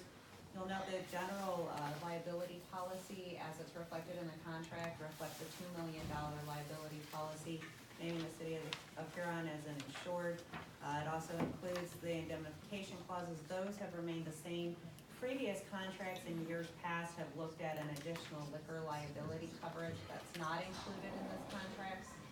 We talked about this at the work session this evening, and after some discussion, the belief was under the general liability policy and the indemnification clause, the city is adequately protected as opposed to including that additional liquor. Now, over the past year or so, we have received complaints regarding the noise that's generated out of I-5s. And previously, there wasn't language in the contract for the city on enforcement of noise ordinances other than what we have on the books. We've included language now in the lease agreement that it's a condition of their lease that they comply with the city's sound amplification ordinances so that we have a little added protection in addressing the neighboring residents' concerns and the concerns during city-hosted events down at the basin as well. Other than that, everything stays the same, including the acreage area and the cost. Very good. Any discussion on this? Would the clerk please call the roll? Artino. Yes. Janisi. Yes. Crawford. Yes. Hartung. Yes. Dyke. Yes. Okay, very good. Moving on, the next item on the agenda, Resolution 2018-32. Mr. Dyke. Mr. Mayor, I move that the three reading rule be suspended for resolution 2018-32 be placed on its first reading. Any discussion? Would the clerk please call the roll? Dyke. Yes. Artino. Yes. Genesi. Yes. Crawford. Yes. Hartung. Yes. A resolution authorizing the city manager on behalf of the city of Huron, Ohio to support the request of the Huron Garden Club for the placement of event signage in the median area promoting their annual plant sale. Mr. White. Mayor and council, this is properly before you seeking to use the city's median area to promote advertising signage for their event that would run from Monday, May 14th through Saturday, May 19th in Amir Room. It's approved by administration and advances to you with our recommendation for approval. Any discussion on this? This is pretty much an annual thing we've had it for the last couple of years. Would the clerk please call the roll? Dyke. Yes. Artino. Yes. Genesi. Yes. Crawford. Yes. Hartung. Yes. All right, moving on. Next item on the agenda, Resolution 2018-33. Mr. Mayor, Ms. Crawford. I would like to move that resolution 2018-33 be placed on its first reading and the three reading rule be waived. Very good. Any discussion on the motion? Would the clerk please call the roll? Crawford. Yes. Hartung. Yes. Dyke. Yes. Artino. Yes. Genesi. Yes. A resolution authorizing the city manager to submit a Nature Works grant application to the Ohio Department of Natural Resources for potential funding toward the purchase and installation of ladders and life rings on the Huron Pier. Mr. Wood. Mayor and council, this is something we've discussed at length for the last couple of years. With the increased activity promoted with access to the lighthouse pier, the engineers, in addition with recreation staff, as well as safety personnel, have noted the lack of safety ladders along the pier, and it's a fairly significant drop. Engineer Doug Green had taken it upon himself to do some additional research. The Nature Works grant, there's about $35,000 available in Erie County, administered by ODNR. What we are seeking is the placement of 7 steel ladders that would be welded in place over the sheet piling along the pier. The project is estimated to run $20,000 to $15,000. If successful, the city's match would be $5,000, as we would expect to come back before you with an approved grant that would cover up to 75% of the safety improvement. Any discussion on this? Mr. Mayor, I think it's a great thing. It's long overdue.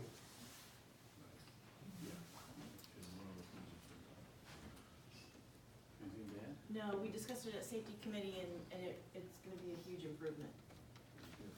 Would the clerk please call the roll? Crawford. Yes. Hartung. Yes. Dyke. Yes. Artino.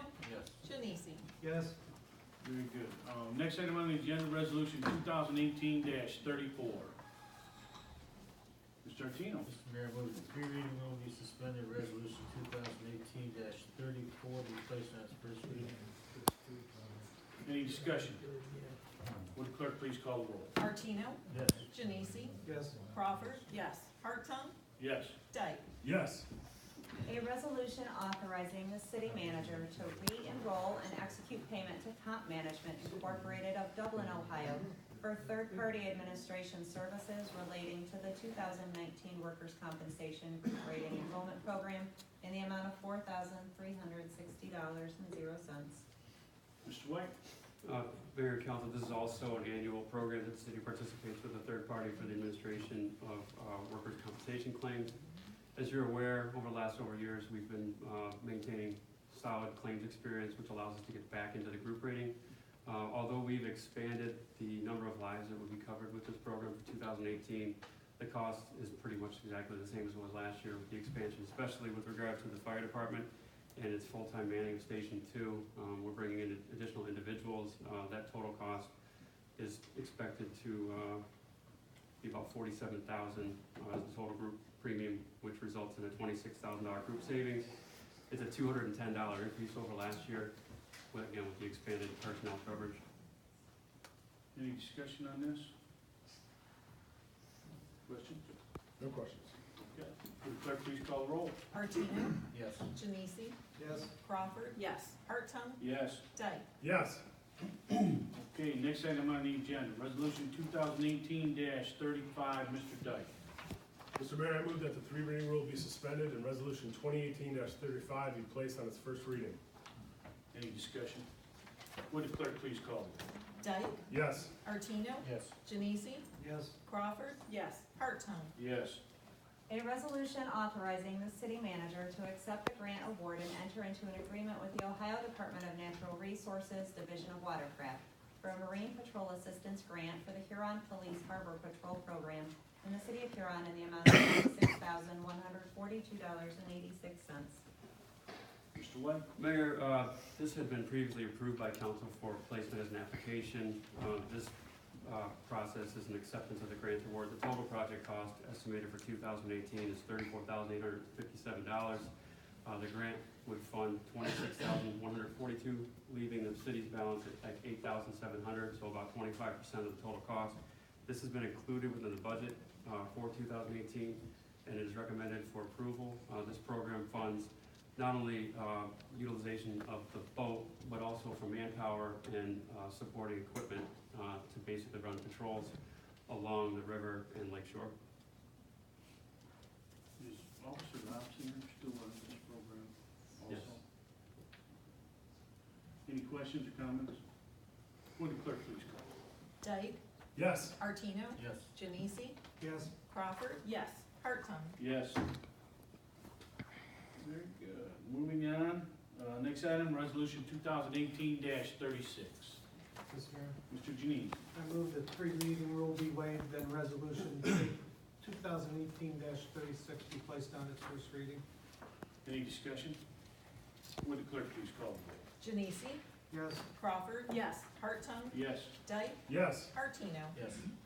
A resolution authorizing the city manager to enter into an agreement with the Inn on the River's Edge LP, granting the city a license to occupy and use property for the purpose of city-sponsored events. Mr. White?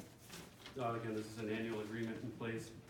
City utilizes this property 4 times each year, and we get approval from the owner. But essentially, June 2nd, use this area for the advertisement of the citywide, for the use of the citywide garage sales. On October 13th, for the conducting of the Pumpkin Festival. July 12th through July 15th for the River Fest, and August 18th and 19th for the All Classic Weekend. This basically just allows us to expand the footprint slightly to the north of city grounds. Any questions? Mr. Steinmeier, is there anything you want to add? No, just thanking Mr. Ruda for working with us and allowing us to continue those festivals. Any questions or comments? Would the clerk please call the roll? Genesi, Yes. Crawford, Yes. Hartung, Yes. Dyke, Yes. Martino. Yes. Okay, page 2. Next item is resolution 2018-37. Mr. Janine. I move the three reading rule be waived and the resolution 2018-37 be placed on its first reading. Any discussion? Would the clerk please call? Genesi, Yes. Crawford, Yes. Hartung, Yes. Dyke, Yes. Martino. Yes. A resolution authorizing and directing certain transfers among the various funds of the city. Mr. White? These transfers are required to be presented to council again per state law for auditing purposes. These have been included in the budget, but due to the timing of the actual collected resources and now the actual transfer themselves, it's properly back before you as an approved transfer request.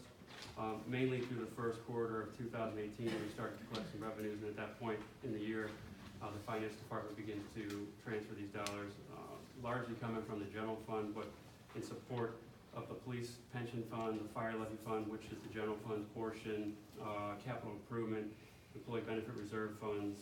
I can go through the entire amount if you want. Essentially, these are included. They don't increase any expenditures. They just authorize what you've previously included in the budget. Percentage-wise, transfers, where are we at? Probably will be pretty close to 25–30%. I can, I'll put together a summary with specifics tomorrow. Any questions or comments? Would the clerk please call the roll? Genesi, Yes. Crawford, Yes. Hartung, Yes. Dyke, Yes. Artino. Yes. Okay, next item on the agenda, resolution 2018-38. Mr. Mayor, Ms. Crawford. I would like to move that resolution 2018-38 be placed on its first reading and the three reading rule be waived. Any discussion? Would the clerk please call the roll? Crawford, Yes. Hartung, Yes. Dyke, Yes. Artino, Yes. Genesi. Yes. A resolution accepting the recommendations of the Erie County Tax Incentive Review Council relating to the city's enterprise zone agreements, tax increment financing agreements, and community reinvestment area abatements. Mr. White. On an annual basis, the Erie County Tax Incentive Review Council reviews and considers all tax agreements that are in place within the county. The city of Huron has a scheduled appointment at which all of those are considered, and the city also has a placement on the council.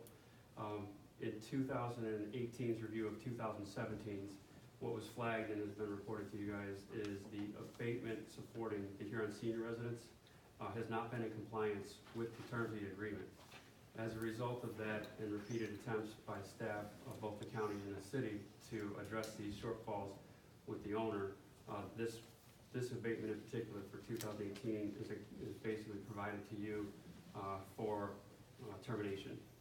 So the legislation that's encompassed in resolution 2018-38, if approved by council, sets the pace in a due process to eliminate that abatement altogether. It's not binding, but it does set in motion, if we follow this agreement, that will begin the process of termination for noncompliance. Assuming, based on the conversations I've had with some of you, that this goes forward, the next step in the process would be a separate independent piece of legislation further addressing the abatement, and would recognize this as a step in the process. Mayor, I know that you had wanted to meet with some of the other entities that are affected by this in terms of their input as to whether or not the city wanted to entertain discussion with the owner or just move forward with legislation terminating.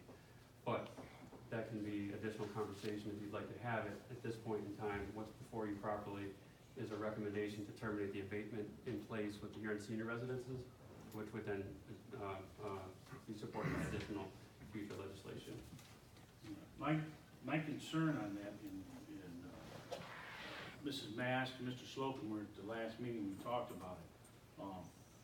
They're the ones that get the majority of the 25% that come to them. I mean, I think we received 1,000, 3,000, or 3,700 on this.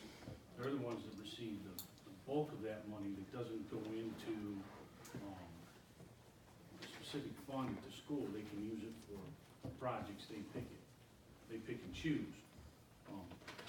If we're gonna eliminate this totally, my concern would be, what is the company gonna do coming back for us just terminating based on a late payment of $25,000 to the school? I think we need to sit down with them and come up with a plan and get this fixed once and for all, so that if they do miss it, there's specific steps for the termination. I mean, I know that they're 12 months behind, or we're 12 months and finally made the payment, so that's my only concern with going ahead and terminating it right now without the school board's input. Mr. Artino, you had something? Mr. Mayor, I also have a concern about the residents that live there. What kind of impact will this have on them? Because I know they pay based on income and they pay based on these tax abatements also. So I don't know. But I agree with what you just said. I definitely don't want to hurt any opportunities that the school may have, so I would definitely like to, I don't know if we could table this, or if that's the proper action to make sure that everybody is on the same page. And Well, I think the Tax Incentive Review Committee, as far as Zach Ross, they need some direction. All the ones that believe that are 100% and should go, we should keep with that. We can modify this to pull the senior residents out of it. Would that be okay? Well, we confirmed with the Department of Development that your ratification or acceptance of the TIRC's recommendations does not automatically terminate the abatement agreement. Council will have, if that's council's desire after meeting with the schools or even with the company, then you'll have another piece of legislation terminating the agreement itself. These recommendations of the county-wide board need to be submitted on a timely basis down down to the state. So you're not at risk of jeopardizing any funding for the schools without actually acting on another piece of legislation. If I understand it correctly, this is just accepting the recommendation that came back. Correct. Then we have to take the steps to actually enact. To actually terminate the agreement. Yeah, Yeah, the the first first step, if this was to be approved, is a vote of no confidence in conjunction with the recommendation that came out of the TIRC. It's not binding. Mr. Genesi? Is any representative of the school member of the board that makes the recommendation? Don Jacobs, the treasurer, was at the countywide meeting and confirmed that the company's 12 months delinquent in their payments. So can we just go ahead and get a meeting set up with them, reach out, Yes. and get something squared away, maybe contact the business and find out. Okay. Any other questions or comments on this? We table it? Yeah, I mean, that's always an option to do. I don't know, what What that is- does what to is your this? account. Mr. Mayor, what is the deadline? The deadline was March 31st. That's why we talked about this at the last meeting as well. And my only comment is, again, I would say we vote for it, and we could always not, again, we have another vote beforehand. Given your concern, I would agree that we should have a meeting with them, or administration should with the schools and make sure that they're in agreement with it. But since Dawn was there, it seems like if they had a problem, they would have spoken up. With the two school board members, I don't think we're fully on board with what I was talking about when this happened. I just wanna make sure that they know what we're talking I have about. no problem with reaching out to the schools. I'm just saying that I think we're gonna vote on this so that it can go down to the state. Okay. But that, somebody can make a motion to table if they wish. Mr. Martino? If we already missed the deadline, you said it was March 31st? The deadline was March 31st. Based on the timing of when we got it from the TIRC, it wasn't able to get on your April 10th agenda. Mr. Rosberg asked that we get it on for that one, and we couldn't. We just need to notify him as soon as possible. They certainly want to be as timely as they can. Okay, anything else? Would the clerk please call the roll? Crawford, Yes. Hartung, Yes. Dyke, Yes. Artino, No. Genesi. Yes, Okay, next item on the agenda, resolution 2018-39. Mr. Artino? Mr. Mayor, I move the three reading rule be suspended and resolution 2018-39 be placed on its first reading. Any discussion on the motion? Would the clerk please call the roll? Artino, Yes. Genesi, yes, Crawford. Yes. Hartung, Yes. Dyke. Yes.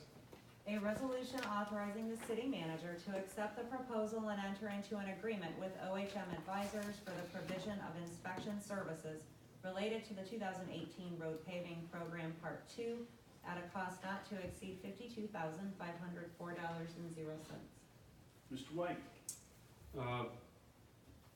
You should have before you the summary which outlines the overview of the $52,000. We have received almost $400,000 in grants. We had identified about $1,400,000 worth of roads. Now that we've opened up the bids for the first phase, we can go ahead with Part 2, which would be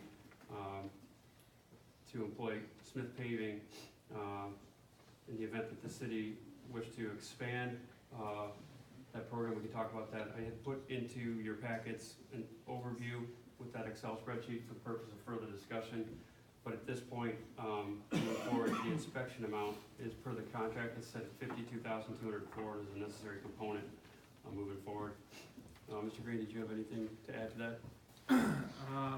The projected amount fits within the fee schedule based on OHM's contract.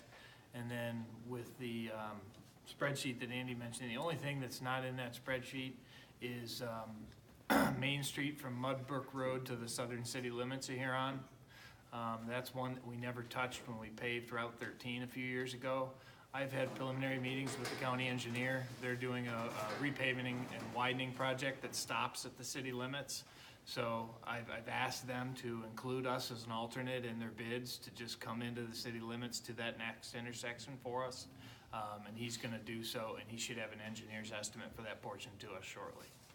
I spoke with Tim Lloyd at the county engineer's office last week. Any questions on this, comments? Mr. Mayor, can I just ask, repeat that area? I just didn't hear that. It's from the Mudbrook Main Street split. Actually, Main Street kind of splits off and becomes the lesser traveled road and to the city limits. I think it's somewhere between 500 or 600 feet. You probably know better than me. No, it's 2/10 of a mile from my house to the. There you go. So, Any other questions? No, I just didn't hear it. The spreadsheet where you had the additional, paving on it, I think, I'd like to send that, because that's a pretty big cost, 1.3 Yeah. million. Send it maybe to the finance committee to look at that, make sure the financing, is manageable, or if we want to split it up and maybe do some for next year, but if we could have them look at it. Based on the work session that we had with you guys in January, I think there was a lot of discussion over expanding. That additional amount would take all of the critically failing roads within the city and eliminate them and bring them back up to the highest standard. However, it would double the cost of the program, so it's probably smart to take a look at phasing it in over a couple of years. So I think the first component would be to move forward with the inspection services for the programs we're going to do in 2018, but short of that, I think we need to advance the finance committee, take a look at the impact to the capital funds and how many additional streets and in what neighborhoods that you want to include an expansion. Mr. Artino, So which ones would we exclude? the ones that went out for bid, they opened, which was the gateway and that stuff. The additional stuff he sent out was the inclusion of the rest of Beechwood, we talked about that, the additional streets. It's cut Salem, Strobridge, Gloucester, back there, there's some of those are pretty bad, so. did you get that map that was attached with that? Is that Sam? It's attached in the file that came out. Yeah, everything in green is part of the road program as it was bid. And the ones that are highlighted in the reddish pinkish color are the ones we're looking at as additional options. We can have hard copies for the next packet if you want. Any other questions or comments? Would the clerk please call? Artino? Yes. Janisi? Yes. Crawford? Yes. Hartung? Yes. Dyke? Yes. Very good. Next item on the agenda, resolution 2018-40. Mr. Mayor? I would like to move that resolution 2018-40 be placed on its first reading and the 3 reading rule be waived. Any discussion? Would the clerk please call? Crawford? Yes. Hartung? Yes. Dyke? Yes. Artino? Yes. Janisi? Yes. A resolution authorizing the city manager on behalf of the city of Huron, Ohio, to support the request of the Huron 5K Race Series Committee for the placement of event signage in the median area promoting their race events. Mr. White? Council, this came in, this is a new series of events, advertising several different races within the area under the slogan, Huron, what is it? We run this town. We run this town. It would start advertising for the first race, which is going to be held on May 5th, April 25th through May 5th. It's slated for approval. It came in kind of at the 11th hour, but with the event coming, the first of the 5 series, I'd like to get this approved for their placement this week.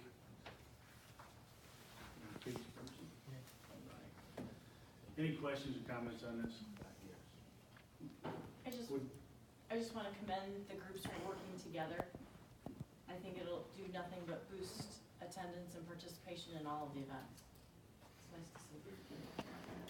Would the clerk please call the roll? Crawford? Yes. Hartung? Yes. Dyke? Yes. Artino? Yes. Janisi? Yes. Okay, last piece of legislation, ordinance number 2018-9, Mr. Dyke. Mr. Mayor, I move the 3 reading rule be suspended for ordinance 2018-9 and be placed on its first reading. Any discussion on the motion? Would the clerk please call the roll? Dyke? Yes. Artino? Yes. Janisi? Yes. Crawford? Yes. Hartung? Yes. An ordinance amending ordinance number 2017-45 adopted December 27, 2017 relating to Exhibit A appropriations for the fiscal year ending December 31, 2018. Mr. White. Reference your attention to the recap sheet for the appropriation adjustments. These have to be approved legislatively to move forward with a couple of activities that had not taken place at the time of the budget adoption. On the expense side, totaling $77,247.94, largely comprised of the inspection approval that just went with resolution 2018-39. As you can see, there's a couple of reconciliations within there. But again, total $77,000. The larger impact is with regard to the total revenue. And that's $3,521,000. The largest component of that would be for the electric fund, $3,500,000 for this substation that would be generating new power for Huron Public Power. If you recall, we had initially talked about a high mark of $4 million. With the bids being open, we're back to $3.5 million. That does not include a $200,000 grant that was underwritten by Jobs Ohio for the public benefit associated with the substation. In addition to that, those numbers I still think are high because we've come in under a few $100,000 with regard to some of the bid items. So we'll be looking at a 5-year rolling note average in conjunction with direction provided by the Finance Committee at a very low interest rate. The debt payment for the principal and interest, I should note, is completely dependent on the end user of the electrical system itself. So this is being deposited into Fund 654, which is an enterprise fund. No general tax dollars will be associated with the repayment of that debt. Any questions or comments on this? Would the clerk please call the roll?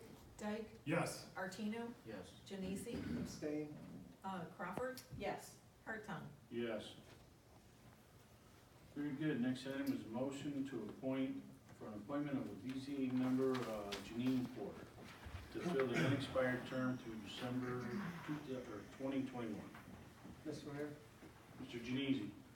I move to appoint Janine Porter to the unexpired term through December 2021 on the BZA board. Any discussion? Would the clerk please call the roll? Genesi? Yes? Crawford? Yes. Hartung? Yes. Dyke? Yes. Artino? Yes. Okay, moving on, city manager's discussion. Just a couple items to review with council.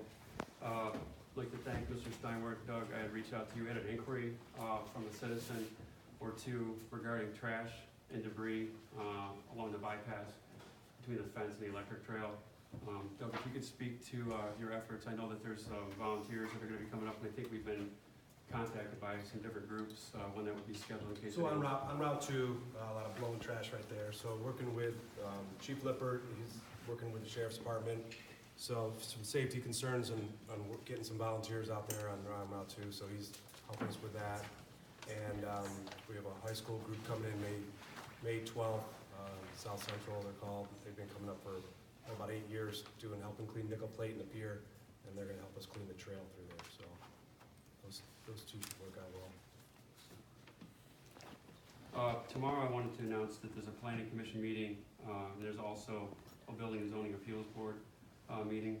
Mike, is there anything in particular you wanted to highlight on those? It's pretty much routine maintenance, and of course we'll have our new board member. The North Main Street lighting program continues to move forward. If you've had a chance to be down there, they've got most of the bases along the north section, North Main Street, in place. Consultation with the engineer's office, a couple of inspections we looked at. The last light that was installed at the entrance to the showboat parking facility right now was very close to the apron front. That was removed and placed on the west side of the sidewalk, so that should be in place here this week. The final posts were delivered this week, and we're awaiting final installations at the phone and cable, Doug. So that should be here in the next few weeks. We should be done with that project with the aerial overhead lines removed. And also, last but not least, this Thursday at BGSU Firelands, there'll be a community forum at 6:30 at the Cedar Point facility for general interest and interaction with our team to discuss the public space at ConAgra as proposed. Again, that's 6:30 this Thursday at the BGSU Cedar Point facility. That's all I had. Mr. Day? I was asked a question regarding the buoys. That was submitted to the ODNR, correct? Yep. And when do we anticipate something in return for that? They said that they would try and turn it around as quick as possible. We did explain to them we would like to have them in place before Memorial Day, so they're prepared for the summer season. Okay. They just didn't give us any guarantees and final times. Okay. And then another question, a few other questions that I had. People have approached me, and I don't have an answer for them, Andy, but it's regarding the Studio Think. Can you tell me, do we vote, I don't remember voting on them. I'm trying to get more of a feeling of Sure. who they are, how we got in touch with them. Did we, I don't know, I want more clarification on that, please.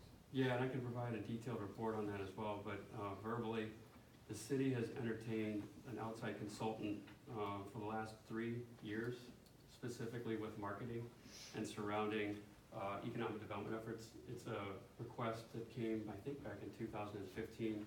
We had initially started with another service provider, the Impact Group. We worked with them for about a year. At the end of that, we made a determination to make a switch. The budget that's adopted for 2018 includes the funding mechanism for it, so it was discussed at that point in time.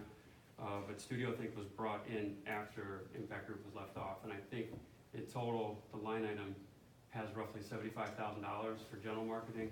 The total cost of that contract is expected to be around $36,000 per year. And that's a 2-year agreement? And then who was the company that introduced it? Was that Juniper? Yeah. And did I introduce us to them? We worked with the Impact Group first, and it just wasn't a good fit. So we had interviewed several other several other marketers that were out there. I think it went through the Economic Development Committee, and we had several discussions along the way. Because I think, just hearing some people asking me, Sure. was with the whole survey, were they the creators of the survey? Yeah. And then, because that's one thing, that's coming directly back on us as council members as like, hey, and we have the anonymous inquiry that we had last week, and there's a lot of questions regarding that. Is that something that they can take a look at and give us a detailed report? Yeah. Maybe answer those questions for them? Absolutely. And then the other thing is $3,000 a month. Who else do we talk to? Well, we've gone through at least 3 different firms. It's pretty consistent. It matches up with the budget. With regard to the survey, that was just a deliverable that we had come up with in a general services contract, but at the January goals and objectives session we had talked about a variety of different public outreach efforts to go forward. We did talk about the survey at that point in time, but this is something that we'd like to take a look at a couple of different times a year, if we could, just to get another pulse on where people are at. It was not intended to be a policy authorization. It was merely trying to capture additional perspective. I think we got around 800 respondents to that, and they were spread through hard copies that were placed at the Chamber, Library, and City Hall, and also online. So, but I'll get you a detailed report on what their findings were. And this started January, right, of this Yes. year? And it's supposed to go until next 19 We December? have the right to terminate the contract at any time through the language. At this point in time, we're looking at it on an annual basis, so we're for 2018, and just like we did with Impact Group, we take a look at it throughout the course of the year and see if it's working. It's very similar to the effort that we do with engineering. The outsource through a contract with a consultant is a lot less than staffing a PR department, and so the $36,000 on an annual basis doesn't even provide a full-time position. So what we get under that $3,000 umbrella, which is subject to change depending on total utilization, is far superior than what we'll be able to get on our own. So, today, can you give me some of the positives that we've had from them? I'm curious how this marketing firm is helping us, become a better brand. I'm curious what they've done so far, besides the survey. They've been very successful in basically outsourcing what's normally done within the administration in terms of writing stories, helping out with different interest pieces that would be out there. I think the first thing we worked on was an editorial, just based on everything that was going on. Staff and I worked on that, but they basically put together the bullets. The survey, we meet weekly, we meet with the committee. Mr. Genesi comes on some of those calls, and we discuss the various pursuits. Obviously, they're helping us promote this Thursday's event with Liberty. And there's also a tremendous amount of outreach and connection to a wider audience. When the original contract was set up with Impact Group, it was twofold effort. One, how do we promote the interactions of city government locally within the community? Because as we've all heard, there needs to be additional resources allocated to that effort.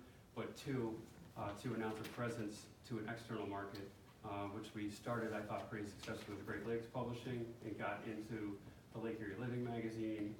It's a similar effort there. One of the things we'd like to try to do is to get presence with, the Cleveland business community, Cleveland Crane Business Journal, that type of thing. These individuals have expertise with those relationships, and essentially, we're going through a due diligence period right now to establish a program that's much more comprehensive as we move forward throughout 2018. So let's say we did have a relationship with Crane's Magazine, would we have to then pay for advertising space, or would they pay for it from these funds? No, I think what would be, the advertising would come by the way of an article that would be submitted and then run in Cranes at no cost to the city and get generated interest in the city. That would be part of the general services of the firm. Okay. And I mean, one thing that I look at like Ecodec. Isn't that kind of a marketing arm for the county? Ecodec works mainly with the state agencies, Jobs Ohio, so specifically Abby Bemis, the executive director, worked very closely with the city on Mucci Farms, traveling to Canada, working with their counterparts at Jobs Ohio, helping secure the $200,000 grant agreement to provide for the substation. So it's outreach, but it's of a different perspective, where this is simply going out into the media, looking at our website, different things we have within social media, and trying to get a penetration there. And again, it's in its infancy, but that was established as a goal that we wanted as a city moving forward. I think we're on our way. Well, this is my opinion, but looking at what we spend there per month and where we have it over a long period of time agreement, I think, if we took those funds and distributed them, and this is just a couple examples, like Abby Bemis. What if we helped her with some funds? The cottage designs proposals that we had in February, by doing some type of newsletter, like biannually or quarterly or something or another. And then also the Huron Chamber of Commerce, I saw, some verbiage regarding the 433 app that they want to do. I think that could be a great outlet. I mean, I look at my personal business, my mother's business, she posts a picture of the nor'easter and she gets 27,000 hits. I don't care what Studio Think ever tells me about a picture. I don't think, that's my mom taking a picture. I think we can do that as a community and spend these dollars locally. And I would like to look at that and, talk about this further and see if there's better opportunities. We're spending this money in the community to help promote some of the businesses. Because I think about, a resolution when we first got on Glen was with our Tino Ford. Why are we looking at somebody outside? Why don't we support some of these local businesses? And I remember being on the Chamber of Commerce prior to this, when funds are tight. And I would love to see that app to where anybody, even if they're visiting, they know that app is available. They can get on there, and then the local community businesses and even outside, they can, get advertised like that rather than all over the Facebook. So. And I think to that point, if I could just interject, Studio Think has outreach and interaction with the Chamber of Commerce and has the availability to help them with that app, and there has been discussions with that. Initially, the thought process would be, how do we pull together, and this started as a chamber initiative, how do we get the school, the city, the township, and the chamber, and even the library all on the same page? And this was an initial effort in 2018 to try to get that going.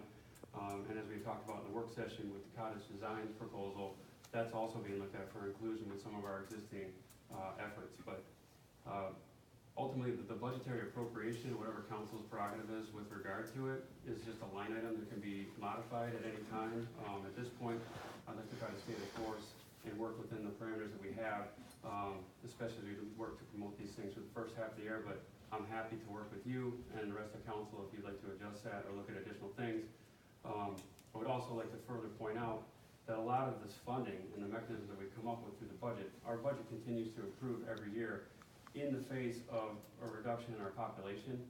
Roughly 67% of the income that's generated within the city is paid for by individuals who live outside the city. Not necessarily a bad thing, but those dollars are coming in, and as we set forth and created the fiscal policy that transfers immediately those discretionary dollars within the fund balance that are surplus, they have been going into these economic development efforts. So whether it's more effort or additional effort or different effort or less effort, the dollars are there and have been programmed through operational savings that you have realized in the stewardship of the city. So there's definitely options for us to take a look at. I would argue to look at doing more and get a bigger return, but that's something that you guys could give us direction on. I was discouraged by Studio Think. You know, I sit up here and I gotta listen to the general public. And, you know, with those questions that are asked and people coming at me, and I don't understand it, I don't have confidence in Studio Think, and that's why I'd like to just relook at it as a council and see if we can do better fit. So, that's all I have, so thank you. I would like, before any PR firm sends out a survey or any kind of study, before any PR firm or any organization sends out a study to our citizens again, I would like to have the right to see that as council before it goes out. Any other questions for Mr. White? No? Okay, thank you. Moving on, mayor's discussion. I only have a few things. There's an MPO meeting tomorrow at 2:30 at the Erie County building on 2900 Columbus Ave. I just received an email, and Mr. Green, I will forward this to you. There are new NPDES permit coming out from the Ohio EPA for the stormwater, so I don't know if you have that yet. Okay. I just want to make sure that, and I'd like to thank Dr. Forney, even though he's not here, for coming and talking. Okay. You know, it's nice to get different perspectives, so I want to thank him. For the good of the order, Mr. Genesi. I've got nothing. Mr. Artino. One last question. Mr. White, can you tell me what our overall debt is, bonds, everything, overall? Mike, you have that number handy? Overall, everything? Yeah. It's probably close to 12. 12 million. Capacity itself, general stuff, so less than that. That's well within the city's statute authorities, and it's still supportive of the superior investment grade bond rating from Moody's. Thank you. Mr. Wright? Nothing, thank you. I had a question from a citizen. The water bills last month was lacking the detail. Yes. Was that just a computer glitch? Yes. I don't know off the top of my head what they did to repair that, but Back to normal next time? yeah, there was a glitch in the printing of the batches this last quarter. Okay, terrific. And then I just want to mention that the Carol Crane Youth Theater has a performance Thursday, Friday, and Saturday at BGSU Firelands, and ticket sales are low. So strongly encourage folks to take advantage of local community theater. Very good. There's no executive session requested? No, sir. Very good. We're adjourned. Thank you for coming.